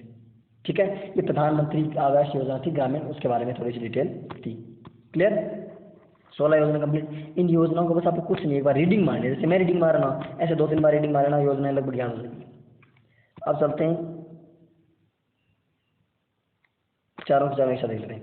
प्रधानमंत्री उज्ज्वला योजना, पता है क्या दिया था उज्ज्वला में? महिलाओं को पहले गैस सिलेंडर दे दिए, अब उनका वो कहते हैं काम करते रहा जोर, अब चूल्हे पे रोटियां बनती नहीं, गैस खरीदी फुल महंगी, 1,000 रुपये तक के सिलेंडर मतलब मिल रहे हैं, तो चूल्हा करवा दिया बंद, अब चूल्हे पे आता जोर भरवाओ। तो प्रधानमंत्री उज्ज्वला योजना 2016 में शुरू हुई थी। बीपीएल महिलाओं को गैस कनेक्शन दिए थे, और बलिया उत्तर प्रदेश से इसकी क्या हुई थी? शुरुआत हुई थी। उसके बाद राजश्री योजना, इसके तहत 2016 में सीएम की जो मुख्यमंत्री शुभ लक्ष्मी योजना थी ना, मुख्यमंत्री शुभ लक्ष्मी योजना थी ना, उसका नाम बदल कर क्या कर दिया? राजश्री योजना कर दिया गया। और बालिकाओं का समाज में सकारात्मक विकास और उनके शैक्षणिक स्तर में सुधार करने हेतु जन्म से लेकर के 12वीं तक उनको अलग अलग किस्तों में 50,000 रुपये प्रदान करना, 6 किस्तों में प्रदान किया जाता है। वो अलग अलग जन्म के समय शायद 2,500, फिर उसके बाद 1 साल तो होने तक इतने मिलते हैं। टोटल इनको जब तक वो 12वीं नहीं कर लेती, जन्म से लेकर के 12वीं तक उसको 50,000 रुपये मतलब 6 किस्तों में प्रदान किए जाएंगे। ठीक है, एक से जन्म पे, दूसरी शायद 1 साल पे, तीसरी शायद फिर एडमिशन लेने पे स्कूल में, फिर एक 10वीं पास करने पे, एक 12वीं पास करने पे, शायद किस्तें चल रही रात्रि योजना की। उसके बाद नेक्स्ट बेटी बचाओ बेटी पढ़ाओ योजना, 22 जनवरी 2015 से पानीपत हरियाणा से इसकी शुरुआत हुई थी, बेटी बचाओ बेटी पढ़ाओ योजना। और लास्ट एंड फाइनल योजना है इंदिरा गांधी मातृ पोषण योजना। इंदिरा गांधी मातृ पोषण योजना 2020-21 में इसकी शुरुआत हुई थी। 4 जिले इसमें, जो बांसवाड़ा, डूंगरपुर, प्रतापगढ़ और उदयपुर, पायलट प्रोजेक्ट के रूप में शुरुआत हुई थी। कहाँ से? केवल 4 जिलों में, ये बांसवाड़ा, उदयपुर, डूंगरपुर और प्रतापगढ़। इनके तहत महिला के दूसरी संतान होती है तो दूसरी संतान पर 6,000 रुपये उनको प्रदान किए जाते हैं। ये आपकी योजनाएं होगी पूरी। योजनाओं के साथ साथ आपका क्या हो गया? पूरा गरीबी और बेरोजगारी, ये 2 टॉपिक हो गया आपकी आज की क्लास में। क्लास थोड़ी लंबी चलेगी, कोई दिक्कत वाली बात नहीं है, 2 टॉपिक आपके क्लियर हो गए, वो अच्छी बात है। ठीक है, या अब आपका काम क्या है? अब तक आपने इतनी देर ज्ञान ग्रहण किया, अब आपका काम क्या है? आपको यदि क्लास पसंद आई ना, तो आज जरूर लाइक करो अच्छे तरीके से, और अपने दोस्तों में फैला दो, बिल्कुल डिटेल से फैला दो कि हाँ, कि मतलब अपनी क्लासेस चल रही हैं रेगुलर रूप से, आप वहाँ पे पढ़ सकते हो। संडे को स्पेशल टॉपिक करवाया जाता है, कुछ टॉपिक आपको संडे टू संडे कवर हो जाएंगे, 2 महीने में 8 संडे तो आएंगे ना, कम से कम 10-12 टॉपिक अपने ऐसे संडे से क्लियर हो जाने। तो मेन इंपॉर्टेंट टॉपिक, जैसे आज 2 टॉपिक हो गए, कैसी ऐसे सपोज को ऐसे करते करते आपकी ज्योग्राफी की पूरी हो जाए, है ना, और आपकी हिंदी चल रही है, तो 60 नंबर का काम तो मैं ही कर रहा हूँ, 60 नंबर का। हालांकि टॉपिक मतलब अब जैसे जैसे जो टॉपिक क्लियर करवा रहा हूँ वो आप टॉपिक पढ़ते चलिए, हिंदी में आपको कंप्लीट करवा ही रहा हूँ। 30 नंबर से, तो 30 नंबर की तो वो गारंटी अलग से दीजिए, 30 तो वो मैं कंप्लीट कराऊंगा। उसके बाद अब ये एक्स्ट्रा टॉपिक चल रहे हैं वो, ओके। तो अपनी क्लास को लाइक करो, कमेंट करके जरूर बताओ कि अगले संडे को कौन सा टॉपिक पढ़ना है आपको। अपने दोस्तों के साथ शेयर करो, चैनल पर नहीं हो आप तो चैनल को सब्सक्राइब कर दो, और अपने दोस्तों के साथ भी सब्सक्राइब करो, ओके। अभी तो एक बार क्लासेस चल रही हैं, फिर शायद हो सकता है बीच में थोड़ा सा गैप आ जाए, क्योंकि वो कहते ना ज्वाइनिंग के लिए मुझे फिर वो डॉक्यूमेंट वगैरह वेरिफिकेशन करवाना वो बाकी है, तो उसमें थोड़ा मुझे टाइम लग सकता है बीच में। उसकी मैं आपको कोई दिक्कत नहीं, उसकी आपको नोटिफिकेशन दे दूंगा प्रॉपर रूप से, और फिर जब अपन हो जाएंगे सेट तो कोई दिक्कत नहीं, फिर आपकी क्लास थोड़ी बड़ी बड़ी लगा देंगे, 2-2 घंटे कर देंगे, 2-2 घंटे करना आपको, आपका सिलेबस नहीं छोड़ेंगे पूरा, मतलब जो आपको चीज़ कहा है ना वो पूरी करके छोड़ें, समझे। तो वीडियो आपको लाइक करना है, कमेंट करना है, शेयर करना है अपने दोस्तों के साथ, और सब्सक्राइब जरूर करना है। मिलते हैं अगली क्लास में, तब तक के लिए जय हिंद, जय Bharat. Thank you for watching.